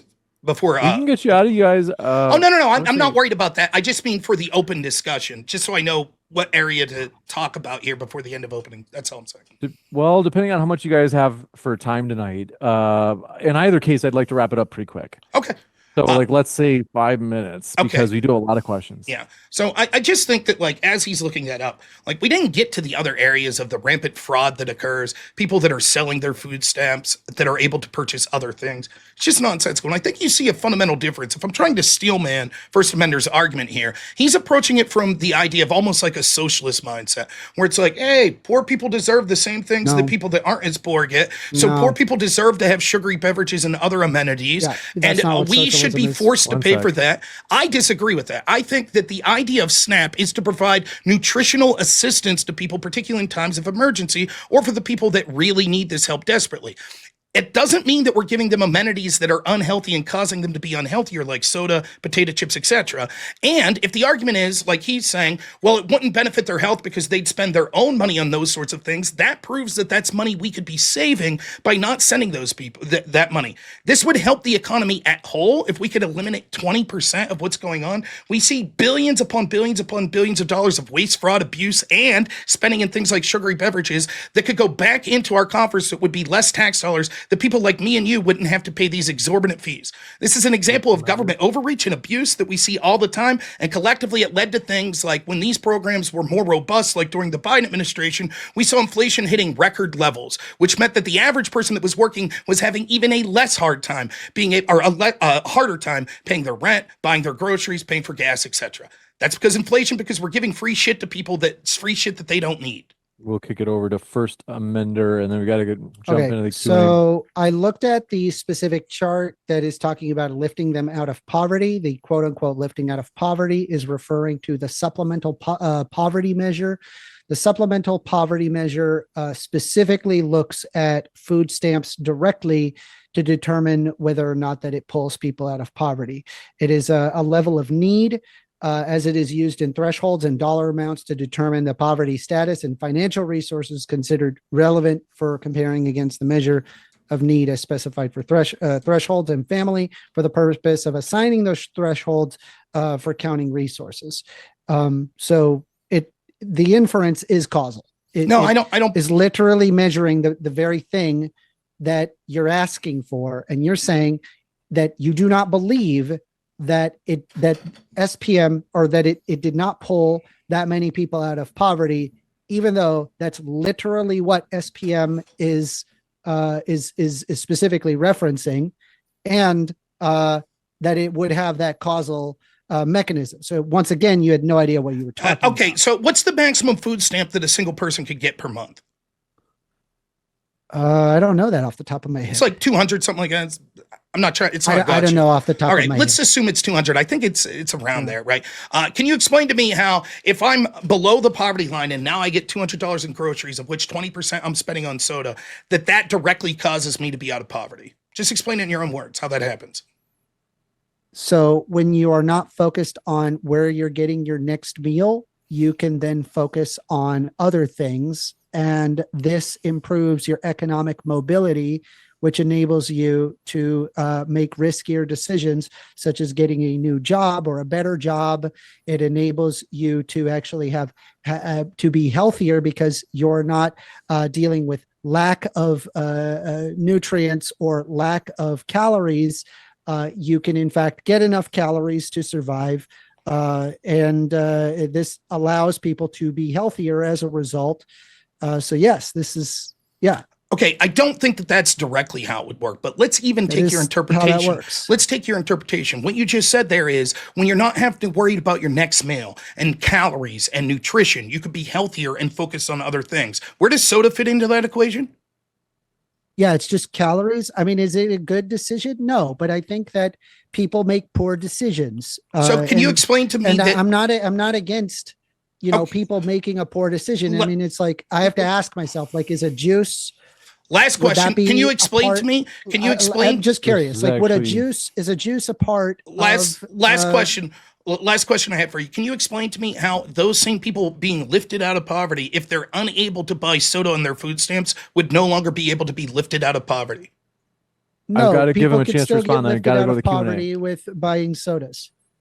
That wasn't the question. I said people, whether they're poor or wealthy, they purchase sodas because they're tasty. That wasn't the question I asked. The question I asked was, under my significant reform of stopping to allow the purchase of junk food, can you explain to me, if we stop that, how people would no longer be able to be lifted out of poverty through SNAP? Yes, because what the guise is that it would enable them to make better decisions. But in reality, what it has done is to restrict SNAP benefits, which, by the way, is already meager to start with.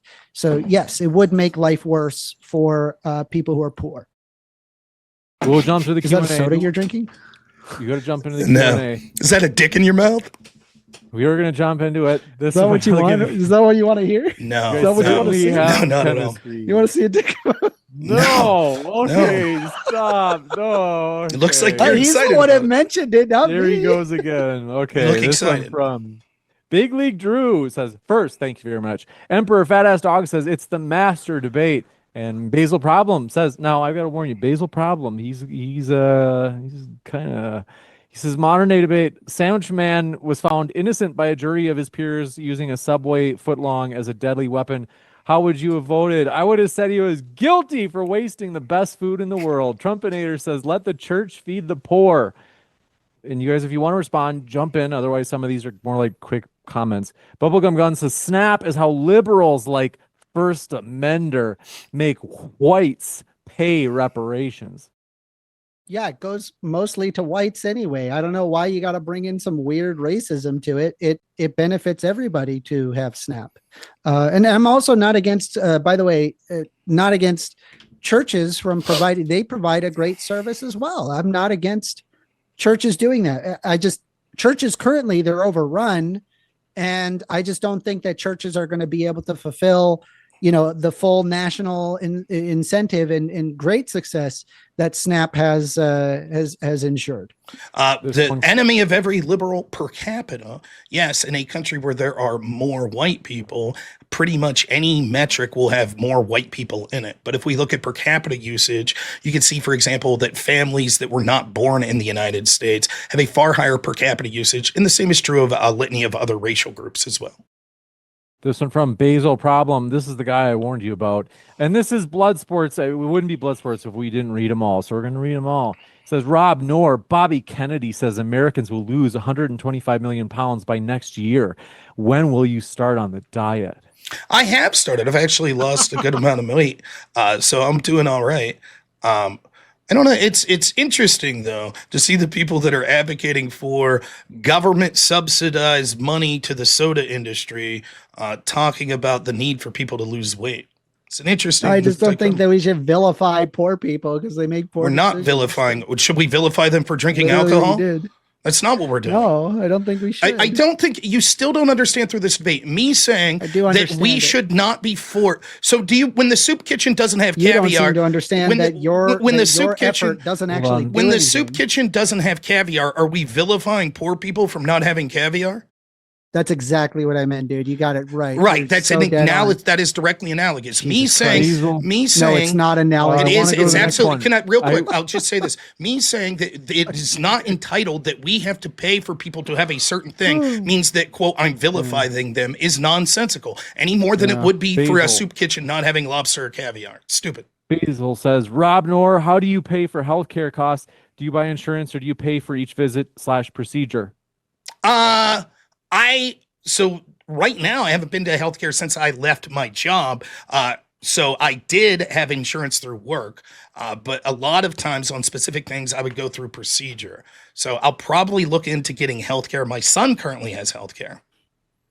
Wow. So the arguments, I know what the argument's going to be, that I'm raising the price of healthcare costs because I'm not living the healthiest life, I think is the argument. To which I would say to that, when people make decisions based on their own lifestyle, that's one thing. You shouldn't be forced to subsidize through taxation, giving me free stuff that contributes to that unhealthiness, whether it's cigarettes, booze, or soda. Big League Drew says, if the government is shut down, I shouldn't have to pay taxes. Change my mind. First Amender, what are your thoughts on that? I bet that one. I just believe in I believe in a general social contract, and you benefit by having a government that has the monopoly of force. You can't establish any contract law without there being a monopoly of force. And so I would hope that the government would not completely shut down outside of the federal benefits that it provides. This one coming in from Basil Problem says, modern day debate, next debate, should section 5.1A subsection 2 of the U.S. Code be reformed?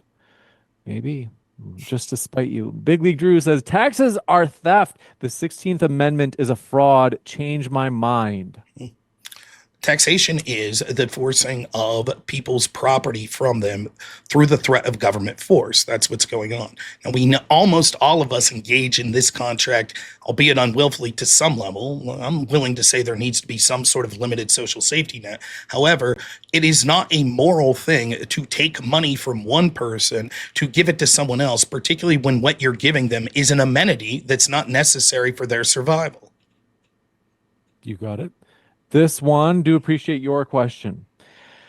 Some of these are juicy. 25 karat gold Labo Bobu says, First Amender, the video is a debate about whether SNAP needs a significant reform, not a casual conversation. Rob is right. You admitted he won the debate. Read the title of the video.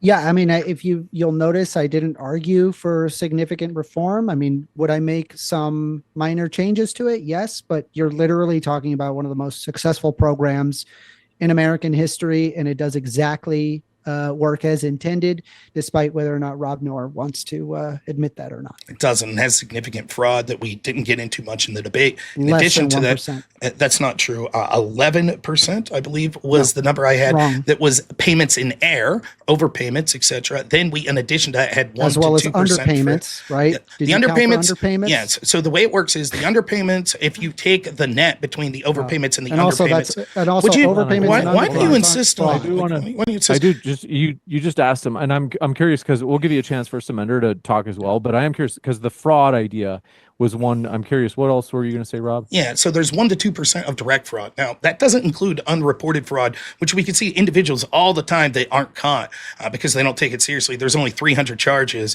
of actually selling their food stamps. All of that would be fraud, and we all know that happens quite a lot. But when it comes to overpayments versus underpayments, the number is around 9 to 10% of overpayments minus underpayments, and it's still like 9 to 10% overpayments that are issued out.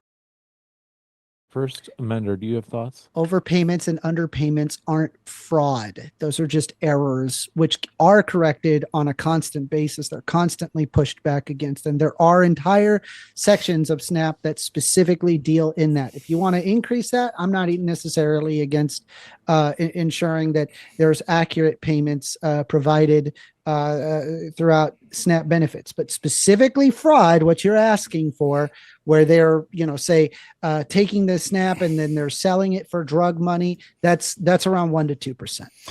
And again, that's not the only fraud. There's also fraud that occurs through the places that are accepting the benefits in the first place.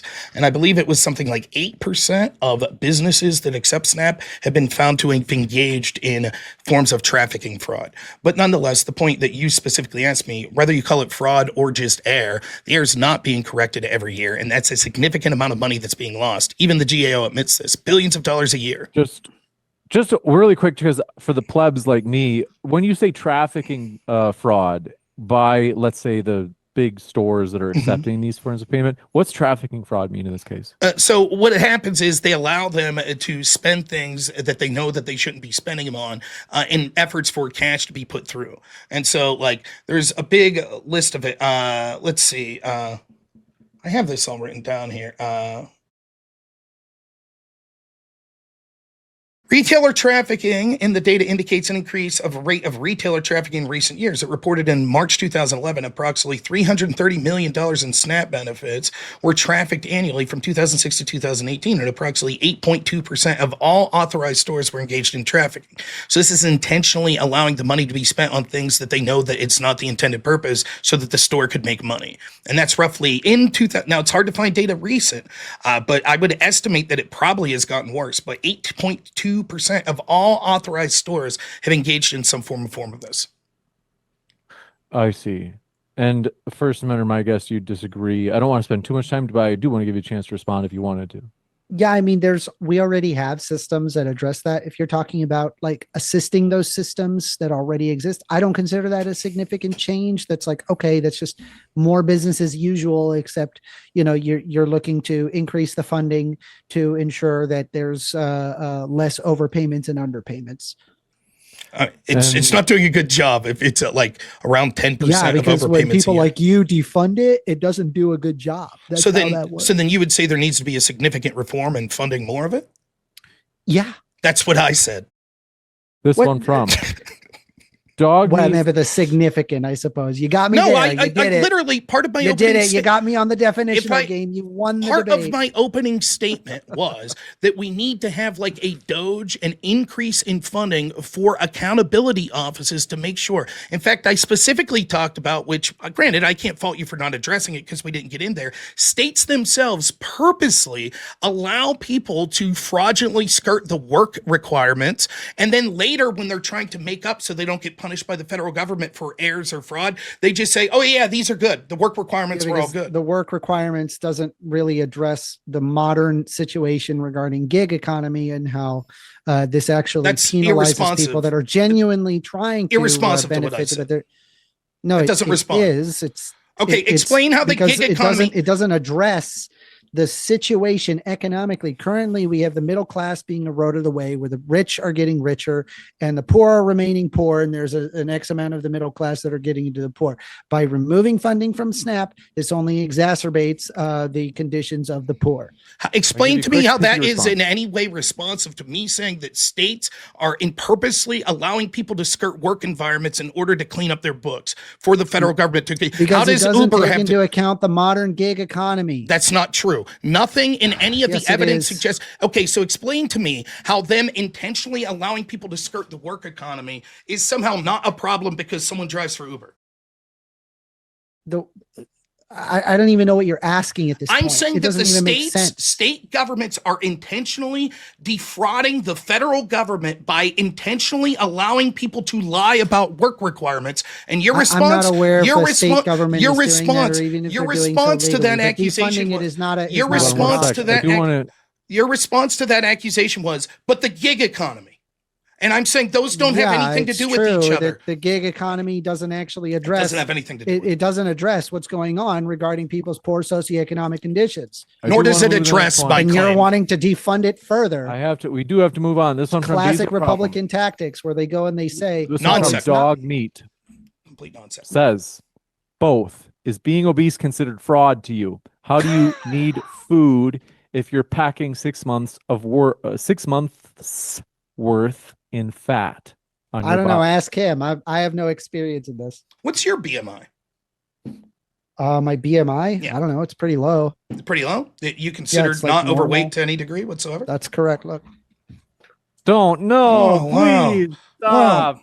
Okay. Look at that. This is Yeah, look at that. This is gone too Wow. far. Stop. Oftentimes people could be I'm gonna turn technically your camera off. oftentimes people could be technically overweight that look healthy. They could still be above the BMI. I'm not overweight. The point is like your cheap jabs aside, which mean nothing to me. I would worry less about my physical health and You should more answer about the question, though. I am instead answering of the be question. focused on me. I am answering the question, and I'm answering your ad hom attacks that you've made the entire time. Instead of focus on my health, perhaps you should focus on your ability to debate, as you do such a poor job of it. You were lamenting I gave before we. multiple metrics. Please, You I'll ignored finish all of my them. point. You just say I please, don't believe it. Please, Move forward. One sec. Please, I as you were now that you want to make ad hom attacks the whole time, you were lamenting before you came on that you can't afford to go to DebateCon because your channel is so low watched. And I understand from your performance today why so few people tune into you. So I totally understand that. Perhaps before you issue sort of proclamations and jokes about other people, you should focus on your own life and the shortcomings that you have within it. Nonetheless, I would just not fine, consider and, being overweight No, to be a fraud. I would not I consider don't that. tell the poor to not drink sodas when you yourself probably drink sodas. So I do not tell the FYI. poor not to drink sodas. I told the poor that I shouldn't have to pay for them to drink sodas. The fact that you're got it. incapable of understanding that shows why so many people Yeah, but choose it to doesn't not watch your actually have show. any efficacy. That's We the must go to problem. the You next What need are to you address talking that. about? No wonder Okay. people don't Doesn't watch have you. must any go to the next efficacy. one. People do make poor decisions Gentlemen. if they have an underlying desire of making poor decisions. the Then next they don't one. need our money. You know, This one kind of like from it's ridiculous. Basil Problem says, Rob, how much time? Okay, this is the guy that you got to be careful. He says, how much time do you spend training in zone 2? It's like the cardio zone 2, I think he means. This one, if you want to respond, you can. You don't have to. This is a nasty guy. He's going to start talking about your body soon. He does that to all our guests. Well, He says, if for you had been a- Amender, I've been hyper focused on my body. says- Perhaps some wishful thinking on you guys' part. He says, if you had been elected to Congress in 2019, would you have voted to release the Epstein files, Rob? Yes. This one from Basil says, Rob, please tell us what health habits you are following to mitigate your risk of adult onset diabetes. I am regularly exercising. I've started to eat, trying to take carbohydrates out of my diet, but I don't do the best job. What does any of this have to do? There's a fundamental misunderstanding. Well, it's not a misunderstanding. It's intentional obtuseness from First Amender and the people that are watching. No one's saying that people should be forced to make healthy decisions. We are saying that the government should not take your tax dollars to buy unhealthy product amenities for people. This Simple one's wrong. concept. It's difficult As for I say, somebody to not as I understand. do. Am I right? No. Are you okay? If I was doing as I say, not as I do, I'd say First Amendment, send me money for soda. Send me money for Okay. soda. Do you Okay. want donos? Yeah. Go What's over to my going on? chat and give me a super chat. Big League Drew says, Diet Coke is better than Coke. Changed my mind. Basil Problem says, Rob, do you buy pool health insurance? I don't know why he's so obsessed with your health insurance. If you do, why should I subsidize your obesity? Next, I'm not answering. This one from Airborne Animal says, notice that First Amender focused only on children and not adults on food stamps. Could it be that he is cherry picking the data? I think so. First Amender, like all leftists, cannot control himself. Hold on, I'm getting him some money for soda. Thanks, I appreciate it. I'm sure the less than, 20, 30 people that watch you regularly? How much, by the way, how much you making in donos there with your job? What was your job? System analysis. That's your job? I'm a systems administrator. Excellent. Emperor Fat Ass Dog says, Trump has lifted over 600,000 Americans off food stamps and 1.9 million more Americans are employed today than when he took office. Sounds like MAGA isn't such a bad thing, First Amender. Wait, I'm sorry. Repeat that. I was focused on donating to Rob Noor. They said, first offender, Trump has lifted over 600,000. For the record, he's not. He doesn't have a record, any illegal stuff that we know of. He says, Trump has lifted over 600,000 Americans off food stamps, and 1.9 million more Americans are employed today than when he took office. Sounds like MAGA isn't such a bad thing. I'm sorry, one more time. I'm just laughing really hard because everybody is responding to the donation I just gave in his chat. Sorry. This one from Chef Dylan says, first offender, if there is, disclaimer, he's not known for having offended anybody. Okay. If there is a net boon for the economy from SNAP, why isn't anyone pushing for simply printing 1 trillion and putting it into SNAP? We'd be able to eliminate federal debt. Because of inflation. Inflation is bad. We don't want too much inflation. Think of how much the GDP would increase. The GDP does not increase by having that much inflation. Oh, so it would increase. Wait. Your argument. When you have too much inflation, I'm sorry. Your argument. No, wait. Your argument is inflation doesn't increase GDP. That's exactly opposite. Actually, inflation does increase GDP. So inflation can. Well, it depends. It depends on the level of inflation. That's a complex question, but it's not that complex. It's not. If we printed $1 trillion more dollars and handed it out, GDP would go up by $1 trillion. It can also reduce trade in the fact that people are less secure in their money being secure in that, and so it can cause a deflationary spiral. There's a whole bunch of different reasons why this doesn't necessarily work out. But we know SNAP is a net benefit economically speaking, and it doesn't have to be. I mean, if you really don't like GDP, none of that matters. That's fine. You can look at the MVPF, which is a good empirical measure that doesn't need to use GDP. It's the same. Pick your measurement. I mean, it's just empirically, no matter what metric you use, SNAP benefits is a net. So I'll respond to this. So what you can see is he acknowledges here that it's not just a matter of government spending money means GDP goes up, which is good. He goes back to this metric that we dealt with the whole time. All this metric says is when children are healthy, they're less likely to use other government programs when they get older. He laughably says that it's $1 in. MVPF that is exactly what it said. You went through the study. It said that the people that were on these programs as children are less likely to use programs from the government when they get older. The reason for that will be because they're more nutrition that they got, which means that they would be less likely to be on other government programs when they get older. Laughably, he tries to make the claim for $1 put in is $56 taken out. Now he shows you right here how that can't be true, because if that was true, then if we gave everyone food stamps, then we would get 56 times the amount that would be put out, which is laughable.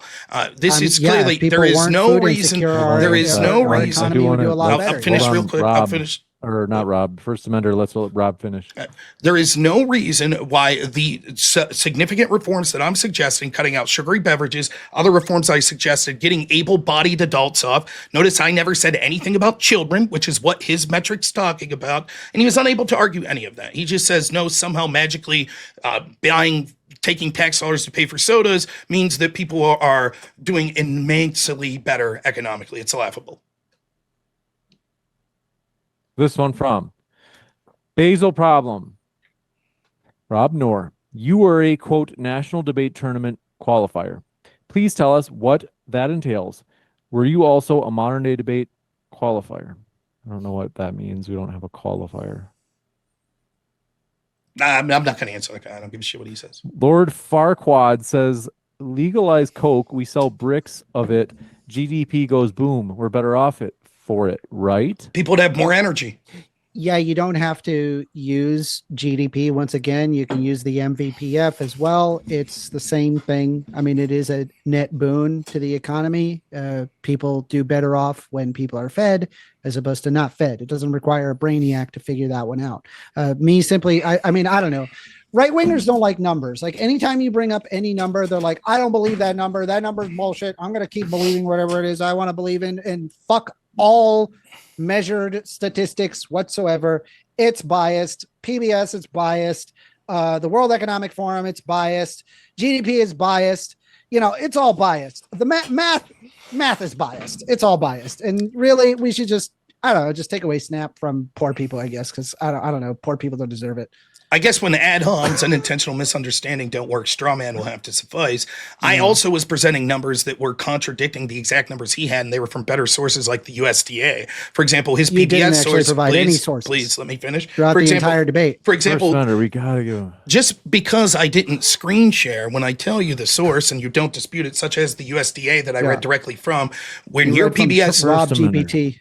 All right, I'm gonna mute you because you just keep talking while Rob is trying to get through a sentence. Again, he says Rob GPT. I read directly from the USDA. His source of PBS said that there was no evidence whatsoever that people that aren't on SNAP are more likely to drink soda or purchase soda than people that are. I read directly from the USDA showing that that's not true.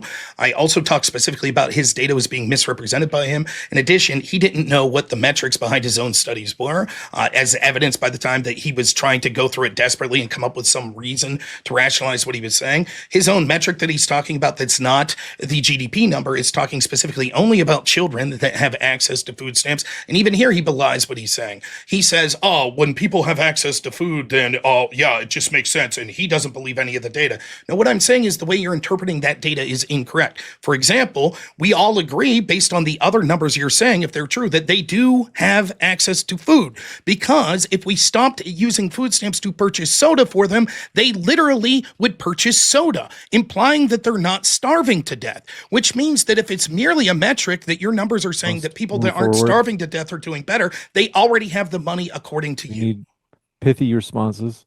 This one from Chef Dylan. The government cannot tell a man unless First Amendment. If you wanted a quick pithy response to that, I can give you one because I don't want to. I mean, he's just repeating the same thing. I've responded multiple times. Once again, he's not acknowledging that his proposal has shown to not work. This one, Chef Dylan says the government cannot tell a man who pays for his meal what he can eat. The government can tell the taxpayers, parasites, what they can eat. Namely, they're saying these folks on SNAP are, in their words, a parasite off of the taxpayer. So in that case, it is fair for the government to tell them, like, hey, you can't have the sugar soda. They're not a parasite. You're just luckier than them. Your argument is that the only thing that makes someone have more money than someone that's poor is luck? Yeah, the number one determinant of what causes someone to be wealthier as opposed to poorer is their zip code. Okay, It's but really that actually seems quite sad, really. that seems to belie arguments you were making earlier. Also, For example, considering that the middle class has been eroded away, that's another problem. you said poor. You said earlier that The poor number people one are. determinant of what determines Please, your why do you success keep in life repeating is zip yourself? code. You said earlier that poor people are more likely to make worse choices. So they're more likely to, when they're even broke, go out People and buy make poor things like choices, soda. rich or poor. Hold on. You Okay, said just they you were have- more likely. first, It's okay, just that poor people, you when they make poor when there's, choices, like, it's worse for them. mid-sentence, okay. We need to, like, when someone's talking, we got to, like, let them finish sentence. It's fine. I said what I needed. I mean, he's like misrepresenting what I I'm said. not but okay. What you said earlier was that poor people are more likely to make poor choices. That's why they're more No. likely to be diabetic. No, Why are Must poor people move more forward. likely to be diabetic? I think because they make poor choices. this one from Exactly. we'll go. I do want to go to questions It where doesn't mean they're more likely I do wanna to go to make poor questions where we- choices. Jesus Christ. you want to go to freaking questions where we idiots. have. James, can I Just- real quick? I think this is a very important. Just 30 seconds, please. If Okay. your argument is poor people are more likely, He's like exhausted. Look at him. No, I'm Let's give him a flabbergasted by your stupidity. If your argument is poor people are more likely to be diabetic because they make poor choices, why would that matter if non-poor people are making the exact same amount of poor choices? Rich people make poor choices too. Then why aren't they equally likely to be diabetic if the reason that poor people are more Because they diabetic have is poor likely choices? better health care. So we must go to the next one. I hate to do this, but guys, we just have so many questions that people are wanting to have your question. Wi-Fi Gospel says Medicare already limits what is able to be bought by extra benefit cards. They can only legally allow eligible beneficiaries to buy healthy groceries. that's on the Medicare program, I believe, not There, SNAP. there is no basis to what is the healthy versus unhealthy. That's really difficult to put legislatively. And a lot of this comes down to a lot of state benefits and what is allowed versus not allowed. It's not as simple as like, well, this is healthy, soda is unhealthy, juice is healthy or unhealthy. I don't know. Maybe it's unhealthy. Does it contain red 40? It's unhealthy. Like there's a whole bunch of metrics that people can use where it's like super subjective as to what's healthy and unhealthy. And all this does is just increase the administrative burden, and it just increases stigma towards poor people.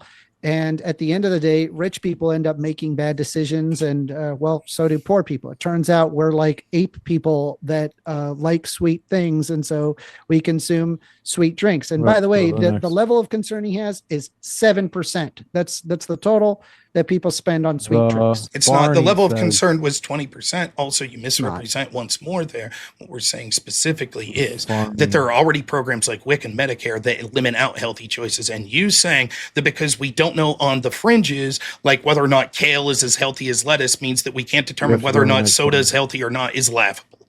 It's weaponized stupidity.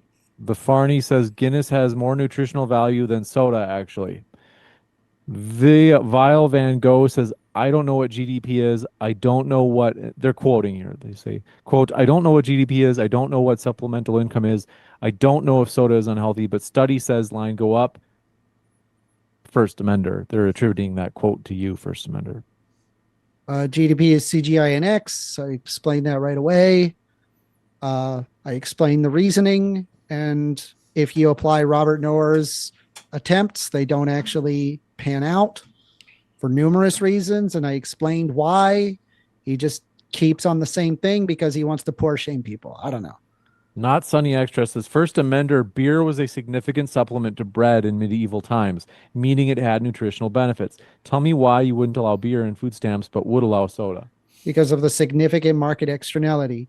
I agree that there are negative market externalities towards soda. It's nowhere close to beer.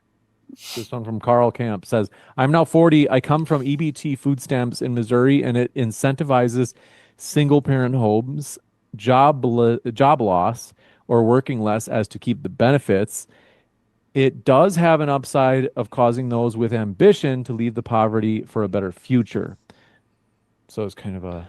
I couldn't agree with you more. This is why I was arguing not significant reform, but small reforms that kind of wean people off of it as people get more successful. So that way, if a person decides to work more or they take a promotion, that mathematically it would benefit them to take the promotion than it would be to just suddenly like cold turkey food stamps.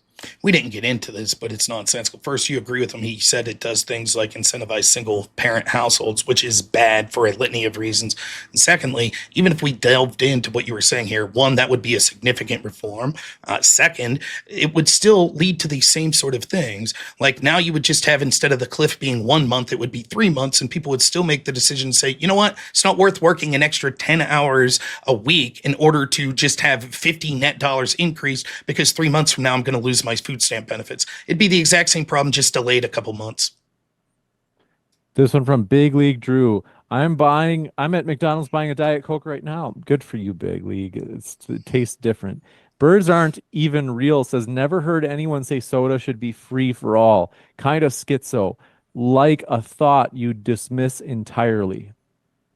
Yeah, I don't think that soda should be free for all. I just think that penalizing it leads to unnecessary bureaucracy that doesn't actually accomplish what you're looking for.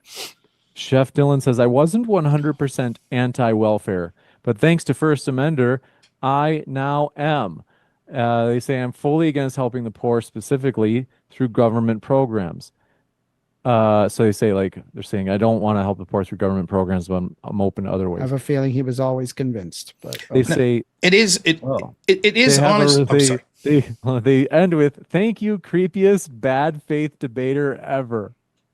It is true, though, and what First Member, I mean, he's sort of lolcalling his way through this. That's fine. But the truth is, these sort of arguments that he's making here actually has the counterintuitive effect. What happens is people that are generous and want to help out poor people, when they're told that they're disgusting and they're stigmatizing people by saying, hey, let's make sure they're getting nutritional stuff instead of amenities that even I can't afford, they start to get embittered and they say, well, fuck it. If that's going to be the answer, then I don't want to do any sort of helping to these people because of the entitlement that comes with it.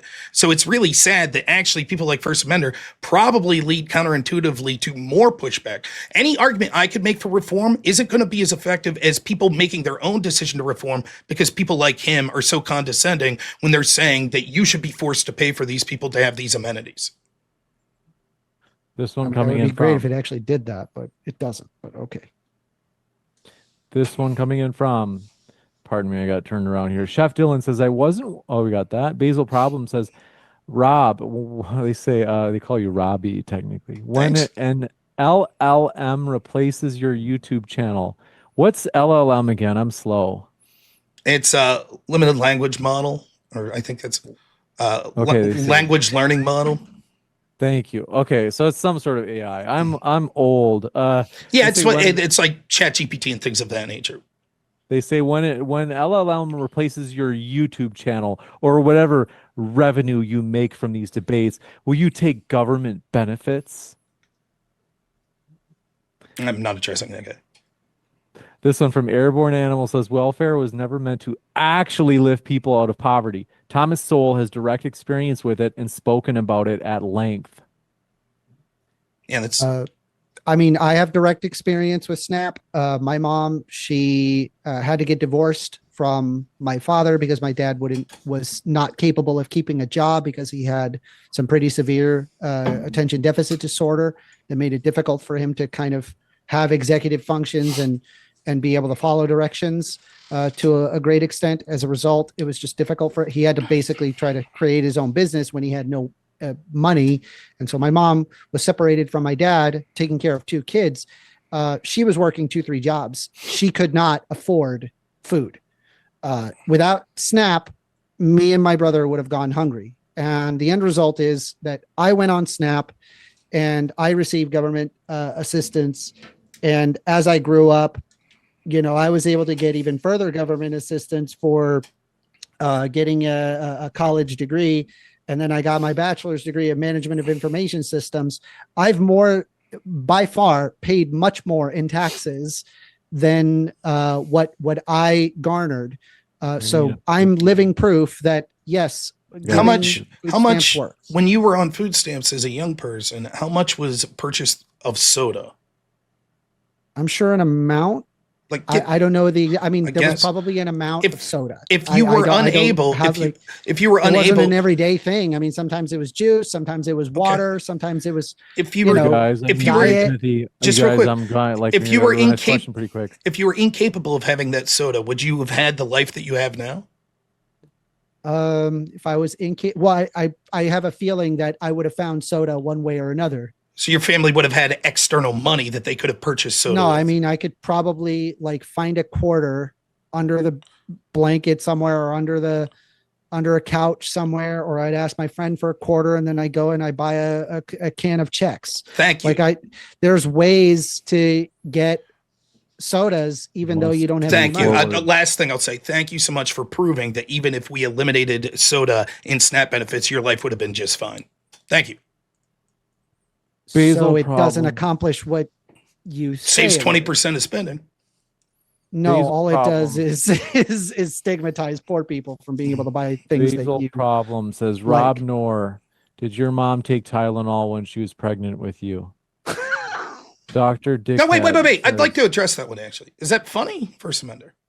It's hilarious. Well, I noticed I could have made jokes about your mom leaving your dad because he has ADD, but I didn't Dude, you're literally making jokes about having a dick in my mouth, and now you're like going to play the cry bully. Okay, No, dude. I'm not playing a cry bully. I'm just saying that I think it's funny. I'm just saying, like, you can't Hold look on. like this and tell people that I have I sodas. can't remember. I'm sorry, you can't do it. It's like the Certainly I maximum can't. All right, hypocrite hey, move. if you'd like to do it, All tell right. us about. No, James. I think tell us about your mom leaving your dad because he couldn't pay attention. Go ahead, tell us more about it. Was it possibly because his son was a little shit who was taken to? Please let me finish. Let me finish. Was it possible that he was embarrassed by his shit son without a chin that was whining for soda all the time? Chin? I got a better chin than you. Really? We'll go to Why do you have to have a beard? Tell us about that. No. Tell You us have to have about a beard no. to Listen, hide that please, double chin. please.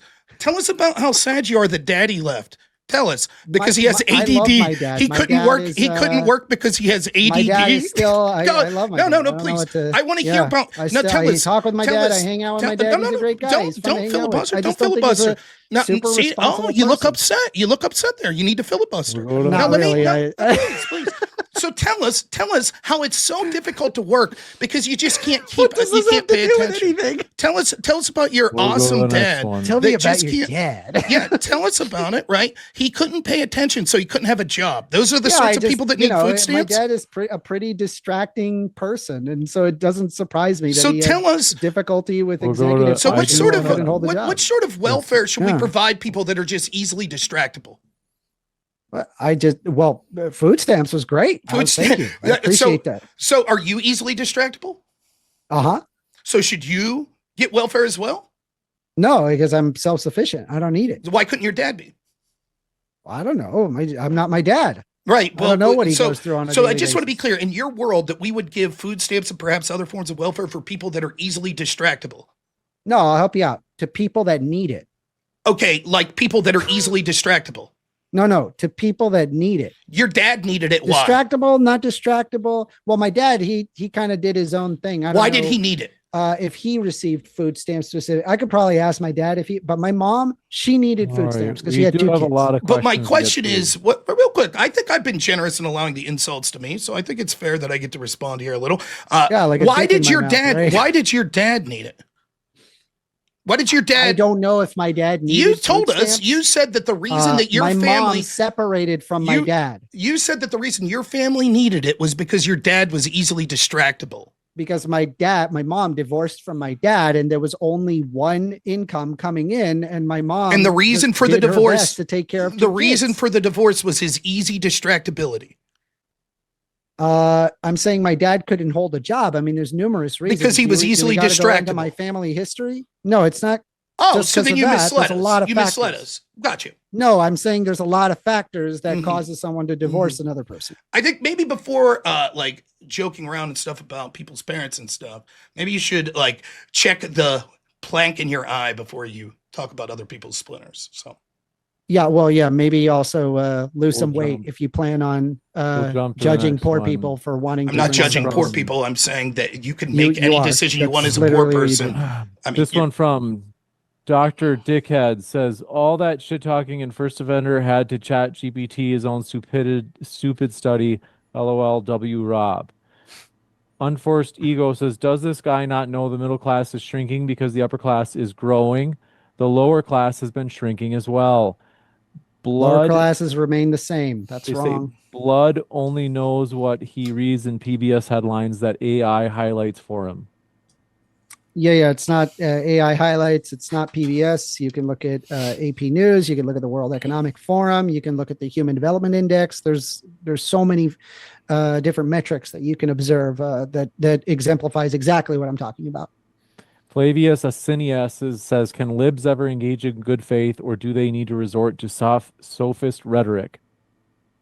I engaged. You'll notice in my intro, I in fact did address not all of his positions that he wanted to introduce before I basically had that PowerPoint made before I even heard his intro. So like, not only was I aware of what his argument would be, But I also know that his solutions don't work. And he even acknowledged these studies and how, yeah, maybe it doesn't do this, but then he started questioning the methodology. And then we got to talk about like the methodology, but they don't really ultimately care about the methodology. It's about wanting to reduce SNAP benefits. And he himself had admitted that.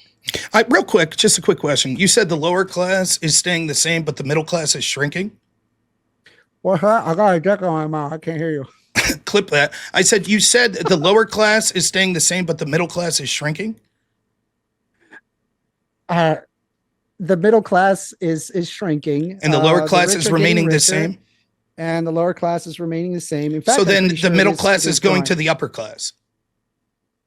No, middle class is going to the upper class, and then there's also people going into the poor, poverty. No, wait. Then that would imply that both the lower class and the upper class are increasing. No. Okay, this is a misunderstanding of socioeconomic conditions. The poor remains poor, the rich are getting richer, the middle class is eroded away. So what class is the middle class going into? They're going to poor and rich. So equally? No, it's actually majority poor. So then the lower class is growing. So in terms of socioeconomic conditions, that's remaining the same. But yes, the total population of poverty is increasing. Okay, thank you very much. I don't know what you mean when you say in terms of socioeconomic conditions. The conditions of their poverty. It remains the same. They remain poor. They right. That's clearly economic. That's clearly not. In fact, I would say probably the poorer, probably the socioeconomic conditions are probably getting slightly better with the advances in technology, right? But clearly, what the questioner was asking was the more people making it to the upper class, more people in the lower class, middle class eroding, and you sort of sneered at that, but you're absolutely wrong. According to your own interpretation, if the middle class is eroding and they're not becoming upper class, then the lower class is growing. Do you think it's a good thing that the middle class is eroding away? No. What's that have anything to do with what I just said? Well, I was just curious. Anyway, you're very good at non sequiturs. I'll give you that. This one do appreciate your question. Kokomo says, kudos to James, great moderating, appreciate it. Thanks for your kind words. Airborne Animal said, in Alaska, a family of 7 can get $10,000 a month from SNAP alone. You cannot receive $10,000 a month on SNAP. That's not possible. Wait, hold on. They actually responded. They said, I did take the data from the wrong table. Apologies. They said in Alaska, instead of what they just said, they're correcting themselves. They said in Alaska, you can get up to $6,400 a month for 7 people. I'm not sure if that's the case. I mean, I can take a look and see what is the max amounts. And get, but I don't. Yeah, I don't. I guarantee you, it's not 6,000. They did check. They double checked the table. To be fair, I am curious. So,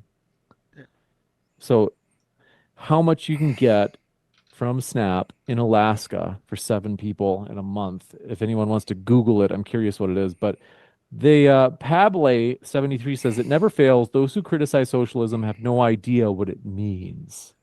100%. I completely agree. Anytime you hear like a social safety net, people cry socialism. Well, to insult Rob. I want to give Rob a chance. Well, I do know what socialism means. Right? You don't know. Government owns the means of production. It's the workers' ownership of the means of production. Okay, workers, so same difference. The government is a collective. Government is not the workers, Rob. Government is, in this example, is not the workers, in this Rob. example, what I'm saying is that the government is made up of the totality of the government? of the Are you a worker? Can you let him? We can't even hear what he says. Are you a worker? If you just talk over him, we can't hear what Rob is saying. Methinks if you ever find a woman, she's going to leave you for not having the ability to pay attention and stay on task too. Now, what I'm saying is, despite that, we can see that there are policies that are more capitalist or more socialist. For example, we don't have a pure capitalist society either. We have a mixed economy. Right. What I'm criticizing specifically is when someone says, if you suggest that you should take tax dollars and give things to poor people that are amenities like soda, and to say that we shouldn't do that, that means that you're shaming them and saying that they shouldn't have the right to consume soda. That leads to one to believe that it's a socialist mindset that says these people are entitled to things, including those that are amenities. Yeah, well, I think that there are basic necessities such as food that I think so does not we as the wealthiest country in the we as the wealthiest country on planet Earth should be able to feed our population, which would include the poor.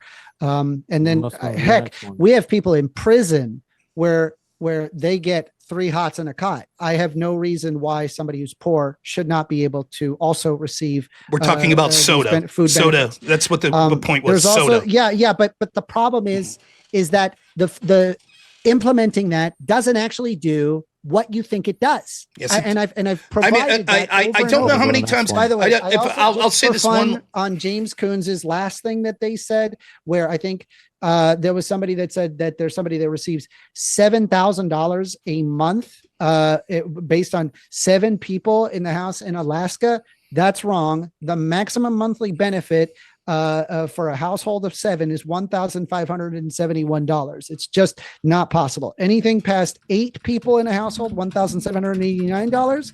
Each additional person is $218. So I have no idea where you're getting that number. That's the fiscal year of 2026 SNAP benefits by household size. Do you have like the web address, just out of curiosity? Yes, it's the cbpp.org. Here, I'll go ahead and I'll provide it in chat. That's good. Even if people, just so people in the audience can look it up, CBPD. Yeah. So SNAP benefits by household size, fiscal year of 2026. It is and it will give you the table of the amount of money that is allocated based on household size. Now that same super chatter that said that, I want to give them, they had another one. And then I do have to restrict the rebuttals during the Q&A because there's just a lot of questions. Or they said, so is first offender arguing that overweight people in SNAP should not get benefits until they lose enough weight? No, I'm not arguing that. It's him that's arguing that. It's not. That's nowhere near. You wanted to remove soda. This one from I will respond very quickly. The misnomer. It's clear that he's intentionally obtuse or he's too dumb to have this conversation. I'll once more repeat what I'm saying is that they are not entitled to it to take money from people through force and then force us to buy amenities like soda. He says that the studies show this wouldn't work. This proves one of 2 things. Either one, they don't need as much SNAP as they're getting because they have extra money that they will then use for an amenity like soda. And so we shouldn't have to subsidize them for food. Or second, that they would make healthier choices because now they would make sure that they're getting actual staples that would make them healthier. He can't have it both ways. This has nothing to do with shaming. It's either saving money or it's having people become healthier. It's one or the other. Rachel Wilson says, attacking Rob's weight is an actual ad hom for all you goofs who don't know what it means. Address his arguments or shut it. Roger, or Lord Farquaad echoed, he said, you're body shaming Rob. Zodiac says, I think First Amender gave me Down syndrome. Okay. Java Crow says, liberals have one trick. They make their argument the title of whatever study they use, parentheses, that they don't read. They're like 12-year-olds with Pokemon cards. It's true. He has no idea. Like, even when I walk him through this, you have to ignore all studies in order to get your ideology to work. So I think I'm winning here. This one, you want to respond to that? I actually cited data and I understand the data. I walk him through why what he's saying contradicts itself, and he just continues to repeat the same thing. No, it wouldn't work. Stupid. This one from Leo Whitmer says 0-calorie sugarless diet soda is also bought on SNAP. How is that different from something like a cigarette or alcohol? Because of the lack of negative market externalities. Cigarette. What's the negative market externality? I do have to keep cancer. Okay. Diet soda causes it too. It does not. Rachel Wilson says Rob has a wife and a child. If First Amender wants to try to flex on Rob, why doesn't he have a wife or kid? No takers. He has negative charisma. Rob has no such problem.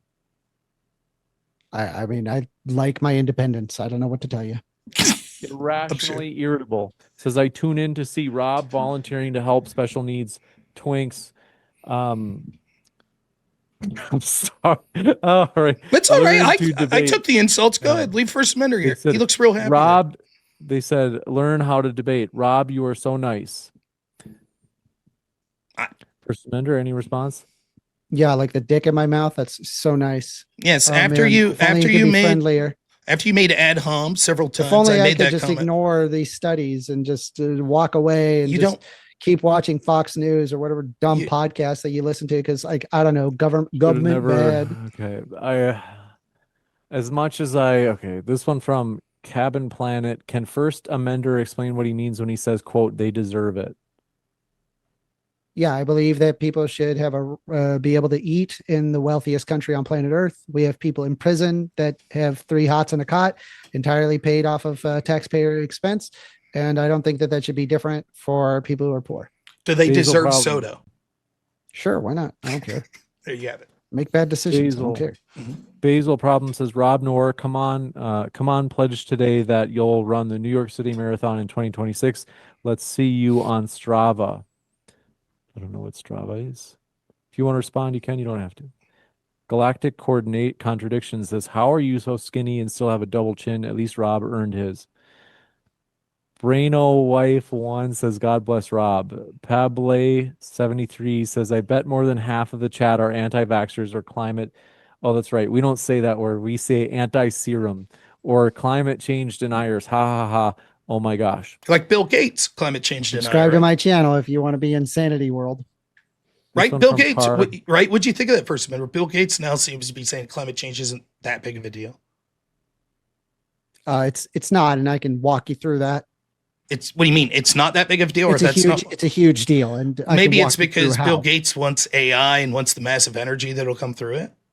Maybe the people that sold us that bullshit were full of shit. I don't know what Bill Gates's motivations are, but it's not bullshit. I can walk you to how it's an existential nightmare. I think you have a lot of existential nightmares, it seems like, in your life. Yeah, like talking to you. Carl Camp says, EBT is not good. Leaving it because you're tired of being poor is not good. I'm not on EBT because money gets my wife and I better food. Rob nor goat for the win. An honest doubter says, Opento eval of neg market externality for SNAP items. Oh, they're saying are you open to an evaluation of negative market externalities for SNAP items? I mean, I'm open to the idea. If it has efficacy, I would be in favor of it. Like I said earlier with Rob, that if we banned the sodas, that it would result in beneficial outcomes. Then yeah, I'd be perfectly in favor of it. But we've done this before, and it doesn't have very good efficacy, so okay. I'm against it. Well, let's run the experiment in the opposite. Then if we added cigarettes to food stamps and it turns out it wouldn't lead to one more person smoking, it'd be the exact same amount of people, would you allow it? I'm not making an argument on putting cigarettes in. But oh my goodness. The concept is this. If you say there are certain things that we wouldn't allow for this, even if they have caloric intake because of negative externalities. I'm saying we've done the whole soda let me finish. Thing. Please, let me finish. If you say that there are certain things that you wouldn't allow in food stamps because negative externalities, then that would seem to apply with anything. When we talk about something like soda that doesn't seem to have many positive benefits, you say, well, we've done that experiment. It doesn't work. I say, okay, then the opposite. If we had something like cigarettes that you could see if we added them to food stamps would literally not change. Sodas are not analogous. That would not change anything. Would you accept it? You say no because it has more of a negative. No, because it's not analogous. Please, of course, no two products are analogous. Apples and bananas aren't analogous. They're not exactly the same with caloric intake. Compare the two things. The point is that it's comparing where your principles are on this. Are you saying that there is I guess I'll ask you as clear as possible. Are you saying that there is a negative net externality that would be so great that if you remove something, it would still lead to them purchasing on their own, that you would still remove it because the negative externality would be so great? I have no idea what that question was. If there's a negative market, would you like me to argument to be made to remove it? But we have tried this before and it didn't actually do the impact. I will try. And all it did was increase administrative costs. Now, I know I regret that you aren't intelligent enough to understand the question, so I'll try to say it slower.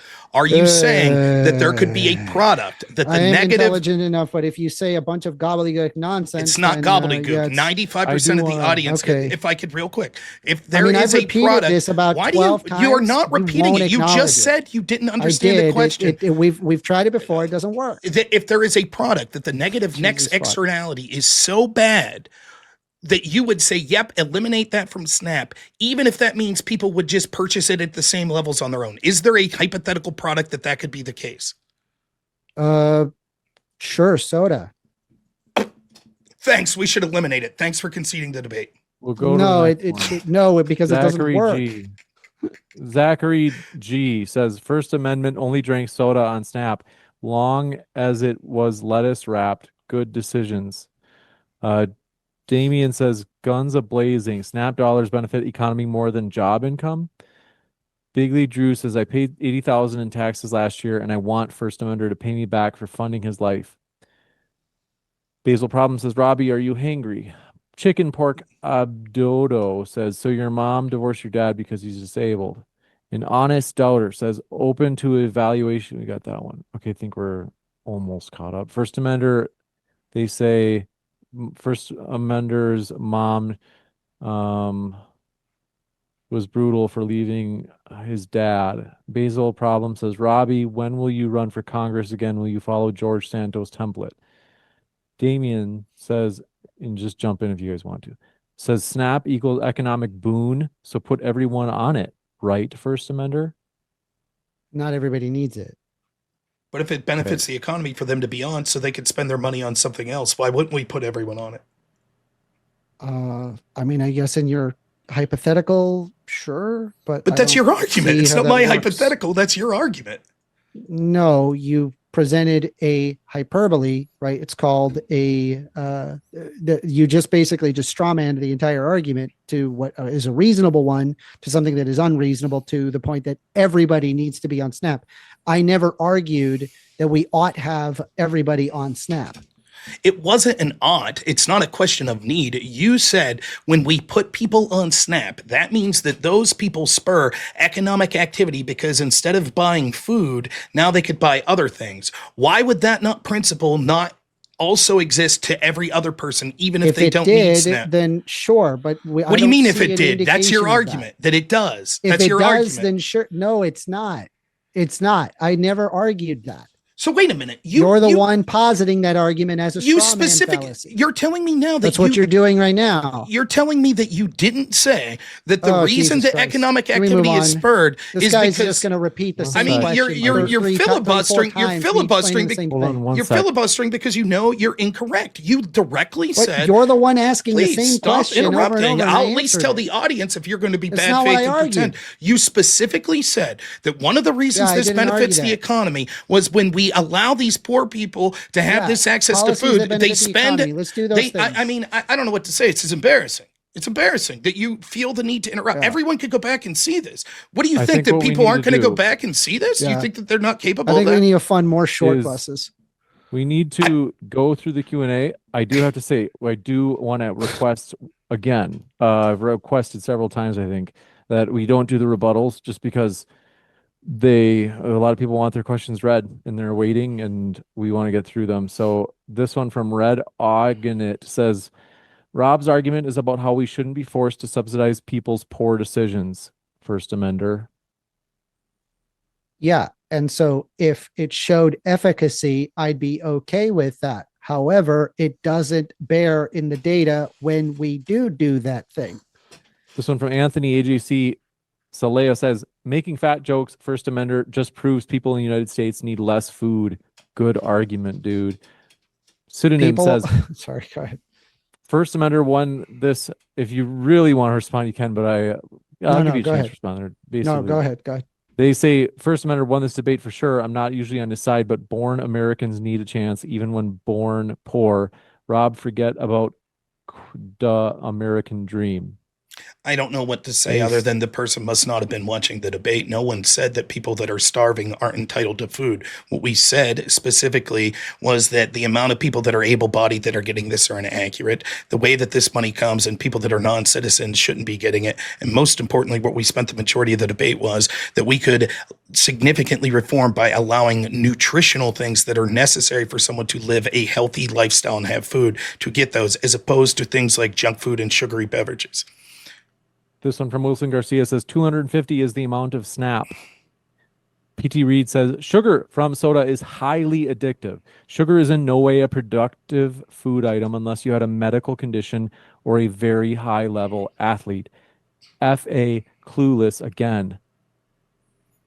I agree. It is not effective. And if there is a method to removing it and that it's efficacious, sure. but it turns out that it just increases administrative cost. And it also doesn't actually do the effect that people will make bad choices regardless of whether or not there's funding to do so. Do you think that people would make that bad choice if they were starving to death? This is a rebuttal question. I don't want to do Okay. these. Yes. It's just I don't because think they would starve to death and get soda instead. That's stupid. This one Soda's from- calories. This one from Damien Guns Blazing says time or spending limit healthy people should be on SNAP. What? I think they're saying like if someone's able-bodied, they're not disabled. Should we at least put a time limit or a spending limit on how long they're on the SNAP? There already is time limits and spending limits on SNAP. I don't agree with certain time limits because I think it penalizes people who are in, say, the gig economy. I just think that we need to modernize it, but these are like small changes as opposed to significant ones. This one from Airborne Animal says the data is from an APP that people use to track their actual SNAP benefits, parentheses, Propel. There is no maximum payout. Each family member above 7 is $729 a month. This one from 25 Karat Gold Lambo says, my parents are millionaires and are happily married and extremely responsible. So glad I didn't turn out like First Amender. Oh, his dad's better off having walked out on him and his mother loser. Wow. All right. This one from Pseudonym says, based on what Rob is saying, not limit money or soda, limit calories. Clearly, Rob is winning this debate. Just look at him. This No, one from the Leo point Whitmer. is, the point that I'm making is, right, that we shouldn't be forced to put in a nutritional program things that are non-nutritious. This one from Pseudonym says, based on what Rob is saying, not limit money or soda, limit calories. Nah. You already said that. Never mind. Sorry, I'm retarded. Leo Whitmer says, okay, then why not get people on Snap Spotify Premium too? That doesn't cause cancer, just like diet soda, apparently. I don't know why you would need to do that. If we could prove that it helped their emotional well-being, should we? If there was a significant benefit, then yeah, I would totally agree. But we don't observe that. Let's give them Lambos too, huh? This Yeah, one again, from- it's that doesn't. Once again, that's a huge cost there. It's not going to happen. So They're saying Samurai Jack says Snap should be actual struggling people, not chicks who lay down with losers and want to escape responsibility or lazy fatties who hate the gym. Yeah, I mean, not everybody has to have the same life choices as you, and also people make mistakes, and it's okay that people make mistakes. We lend people a helping hand because we're humans that try to help one another. I don't know. It's like a general like empathy thing. Like, I don't know, grow some empathy. Like, you have a big a portion of your amygdala. Work on, like, I don't know, your prefrontal cortex, where you can have like greater processing capability. I don't know. again, 1 out of every 5 people on SNAP is an able-bodied adult without a child to take care of, right? The idea that we say just have empathy, this is why we have such bad inflation and government spending, because we say have empathy about everything, and the hardworking people can no longer pay for all the promises of things, everything from soda to able-bodied people not working that First Amender wants. It's not a matter of empathy, it is pure math. It's not possible.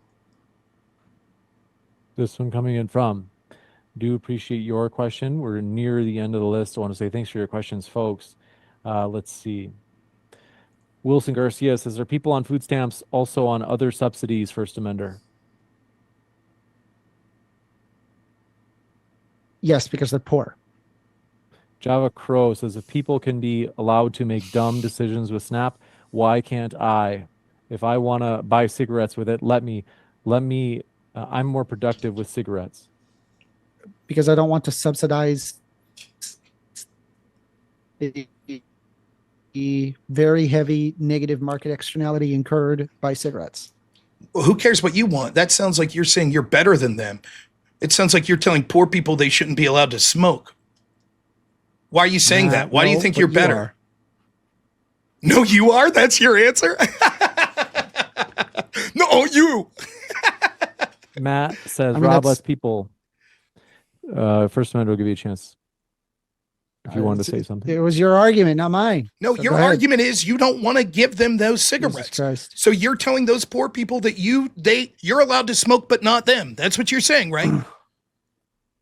Now, do you see what I mean about weaponized stupidity? He knows exactly that I'm not saying what he's claiming I'm saying. And as soon as you turn it on him, he's like, oh, that's not what I'm saying. It's a joke. This whole debate's been a joke like this. Can you explain how you're not saying that poor people don't deserve cigarettes? Make sure you get that extra large soda that I got for you. Hey, no answer there. Tell Dad I said hi. Let's see. Matt says Rob lets people finish, but James always lets Spurgs like First Amender interrupt. Always bad moderation from modern day debate. It was I don't know. bad. I got to be honest. I feel like I was pretty active in terms of saying like, hey, for First Amender, you're interrupting too much. Some of you guys are so negative. You just complain all the time that, for one, I worry about you because you just seem depressed or something. You complain all the time. But when you do it all the time too, it makes me take it less serious because it's like, you just always say that. I mean, it's meaningless now. PT Reed says more administrative cost. Isn't that a GDP boost as well? That goes against your argument, First Amender. No, that doesn't, because it's a net expenditure, but it's it's not how GDP works. Once again, just a fundamental misunderstanding of how GDP works. So wait a minute, you're telling me that this doesn't even acknowledge all the other metrics that I've provided. Like, it's just like a dig at like, oh, he used GDP, therefore he's wrong, even though that like literally any math I show you is wrong. Honestly, if the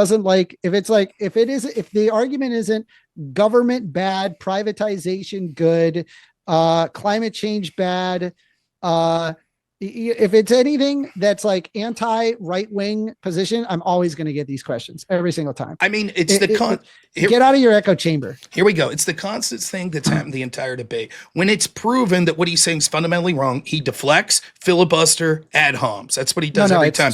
His argument when we're talking about First Amender, he's trying to respond. Like, let Rob respond. When it comes to this, he originally said that government expenditure increases GDP. That means there's no reason that bureaucratic spending by the government also wouldn't increase GDP. He knows that that's the case, so he simply hand waves it away and says, yeah, but there's this other thing, and you're all dumb for trying to bring that up, and now let me just filibuster for 45 seconds so it seems like that I'm not the idiot who said something that was directly contradictory. That's what he's done the whole debate. This one from... Do appreciate it. We have a couple last ones that have come in, and then we're going to wrap up. I want to say, before we do wrap up, we got more questions, so stick around. But Rob and First Amender are linked in the description box. Folks, what are you waiting for? Check out their links. You guys have watched this debate, and a lot of people watch this debate. People really enjoyed this. Check out their links, and you can hear more from them on these topics. Chef Dylan says, First Amender, please leave the SSRIs. We need you back on Earth. This one from PT Reed says, Vile Van Gogh, quote, snap good because line go up. But if everyone is on it, line going up, not good anymore. First Amender. They're saying that's what your logic is. Yeah, I mean, you don't have to look at line go up. I mean, you can look at HDI, the Human Development Index. You can also observe the fact that there's most European countries that apply their own form of SNAP eligibility, and they do much better socioeconomically than we do in the United States, even though we're the wealthiest nation on planet Earth. There's so many metrics that shows the efficacy of SNAP and why it's a good thing to have SNAP, and it's not just as simple as line go up. Like it really isn't. Again, a deflection from what the person was saying. The implication of the question is, if it's good in the ways you're saying, such as it increases GDP, it helps out with people spending elsewhere, then why not just say give it to everyone? Then the lines of the GDP and the line of spending going to other things would increase. And you're just like, but there's other metrics. That's unresponsive to what the questioner was asking. Okay.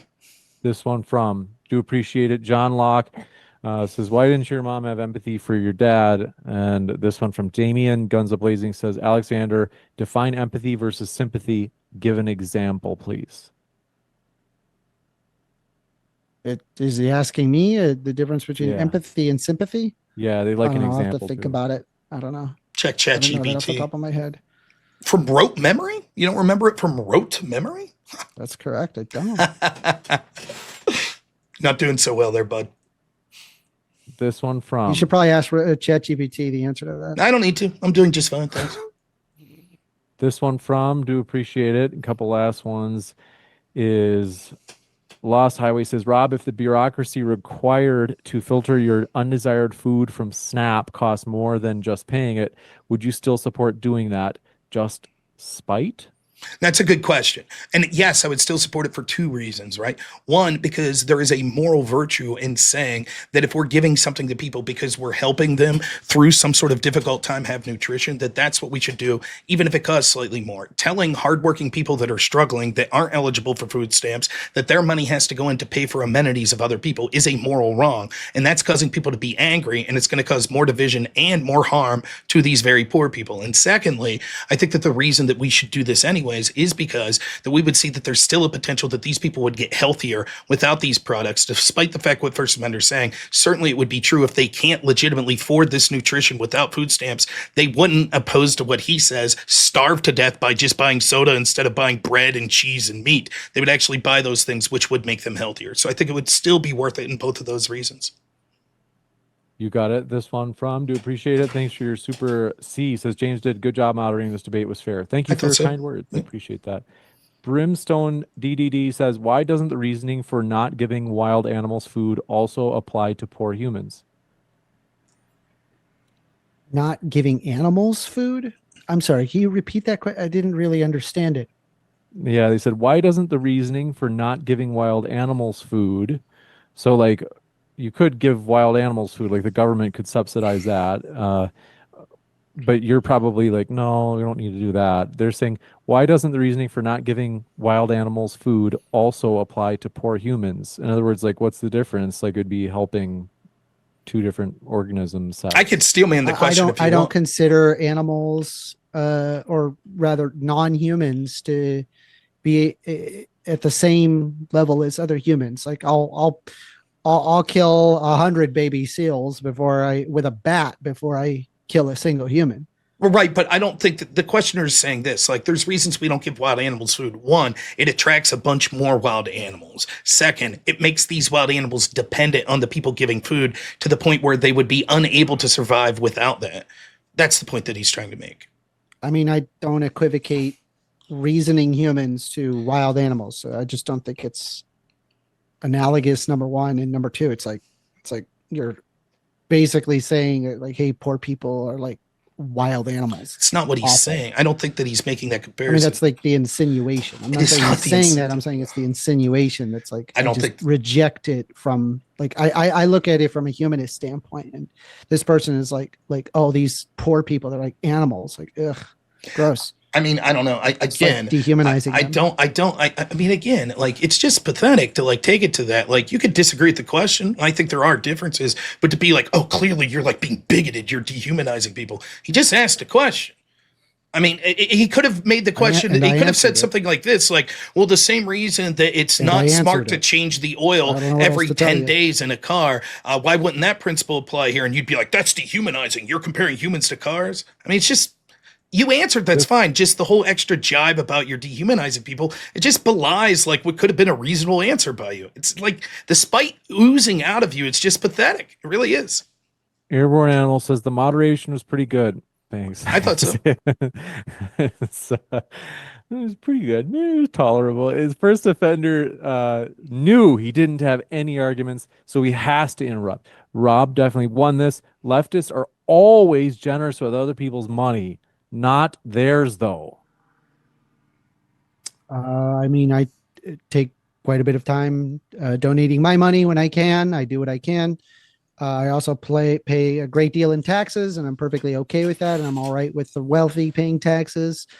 I just think people should pay their fair share. And I think that being the wealthiest nation on planet Earth, and yet, you know, we have people who are food insecure or they go hungry. It's just completely ridiculous. It shouldn't exist. Who determines what a fair share is? I don't know, like social scientists, people who study this for a living. Okay. Not you, though. You don't know what a fair share is. No, I'm not a scientist. This one Okay. from Chicken Pork Adobo says, First Amender, why are you always interrupting? It's because you learned that from your mom, who probably interrupts your dad because he's disabled. And let me load up the other questions. Big League Drew, thanks for your question, said, Wilson Garcia says, First Amender, so people on food stamps are also on other subsidies. Shouldn't we limit their government help so they get accustomed to paying anything on their own? I think people should get the help that they need. So if somebody is on food stamps, they likely need additional help. Again, we're the richest nation on planet Earth, but people are suffering more than most of our European counterparts, which have lower GDP per capita. I don't think they need the help according to your own interpretation, because if we stop giving them soda, they have such a good need or such resources, they're able to just buy it with their own money. So I don't think they have the need that you're claiming. This one from Brimstone DDD says, Rob was correct, and First Amender is tarded. Dependency, you moron. This one from Flavius Asinius says, I bet First Amender is pro-choice. Yeah, I think people should have a choice over their own body. That's correct. How about the baby? Isa Kabir. It's a fetus. I don't give a crap about it. I know you don't. Isa Kabir says, politically. Neither do you, because you want to pull away You gotta food go to the stamps. next one. Idiot. This one is from Isa Kabir. I usually hate Isa's questions. Sorry, Isa. But I love this because I'm like, oh, this gives a good chance to interesting new ideas I bet we're about to hear. Not to put you on the spot, Rob, but they say for Rob, how would you regulate SNAP? What kind of ideas do you have that might be helpful? It's an interesting question. So I think that we should have an agency that's looking into this. I think you should do independent audits on individuals and on specifically the companies where these people are spending, like a company like Walmart, and see the percentage of things that are being spent at a specific location at a specific time. Those sort of audits will let you address how much of a need there is for these things and how you would be able to limit it based on getting out the worst of the products that don't have nutritional value in those things. I also would aggressively go after states and businesses intentionally going after fraud, and I would have a unit set up going after individuals that are selling their food stamps to sort of purchase other things like, amenities that they wouldn't need, because if they're taking money from the tax dollars, that should be used for the purpose that we're being told. So I would increase the amount of oversight that was going on, much like we saw with agencies like Doge, except I would give them teeth to actually aggressively go after people. Last thing I'll say is if you throw someone in jail for 2-3 years for fraud, whether it be a place like Walmart, someone who's running it, or someone who's abusing this system to sell their food stamps for drugs or something like this, a lot of the problem would clear up. And if you limited the amount of unhealthy food that could be done, I think we'd save a lot of money. People would be very much healthier, and we'd spend less money on medicated things like that as well. You got it. It'd be a lot cheaper by increasing the government expenditure. I don't want to have rebuttals. Sorry. This one from. Sorry, I'm having a boomer moment. Big League Drew says, First Amender, how would you feel if you didn't have breakfast? This morning, let's say. If I didn't have breakfast, I had breakfast.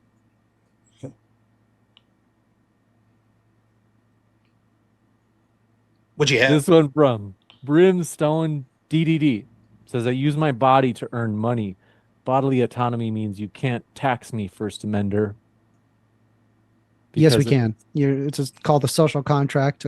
Modern economies operate off of this, including this one and every other nation on planet Earth. Are there things about bodily autonomy you would restrict, like certain drugs you wouldn't allow people to take? Sure. So you're just saying it's a principle you have, bodily autonomy, but it's not 100%. Yeah, that's fair. There's a level. Yeah, that's fair. That's a fair answer. This one coming in from Brimstone. Oh, we got that one. I just saw one last one. It's from that frog fellow. Where is it? Pepe the Frog. I thought I saw in here. There it is. Matthew Bennett, 9919 says, so Amender says we all deserve our fair share, but can't define what a fair share is. Seems like something you've really thought out, First Amender. I mean, if I were president of the United States, there's all sorts of policies that I would present that would radically change people's quality of living to a much greater extent, because I do read a lot of studies on like what it would be efficacious versus not. I mean, I can go over 10, 20 different policies on what would actually improve people's quality of living outcomes. And I know that it works because they've already been attempted in multiple European countries, and I can see the effects of them. Yeah, but that's not the question. The question was, what's a fair share?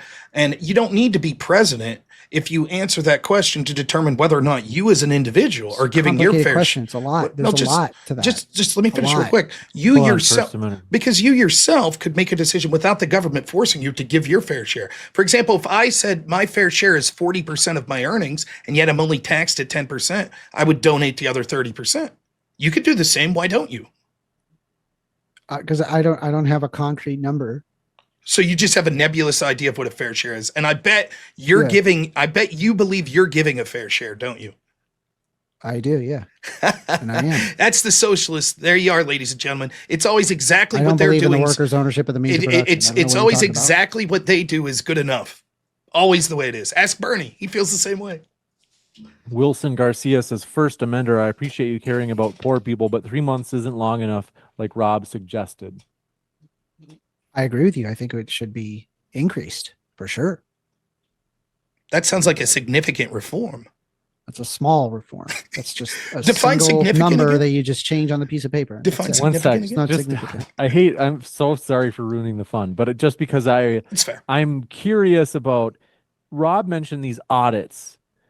I'm sure that's something I'm not trying to be like, first amender, look, you agree Rob is right. I'm not trying to do that. I'm just out of sincere, like, would you, first amender, is like, that's something you'd be like, yeah, like audits are fine. Like nobody wants cheaters, right? Or would you say Well, like, well, like, maybe they're so expensive? I look at like what the effects are. Like I just like, would this actually like reduce waste? I mean, is the cost of the audits greater than to just provide the benefits? And in fact, the numbers do show that just providing the benefits is cheaper than going out of your way and auditing millions of people. No, I don't think that's true at all. If, for example, if we had, That is true, sweetie. listen, That is true. I don't like you like that. I know you're Give him a single, but chance. you're going to have to look elsewhere.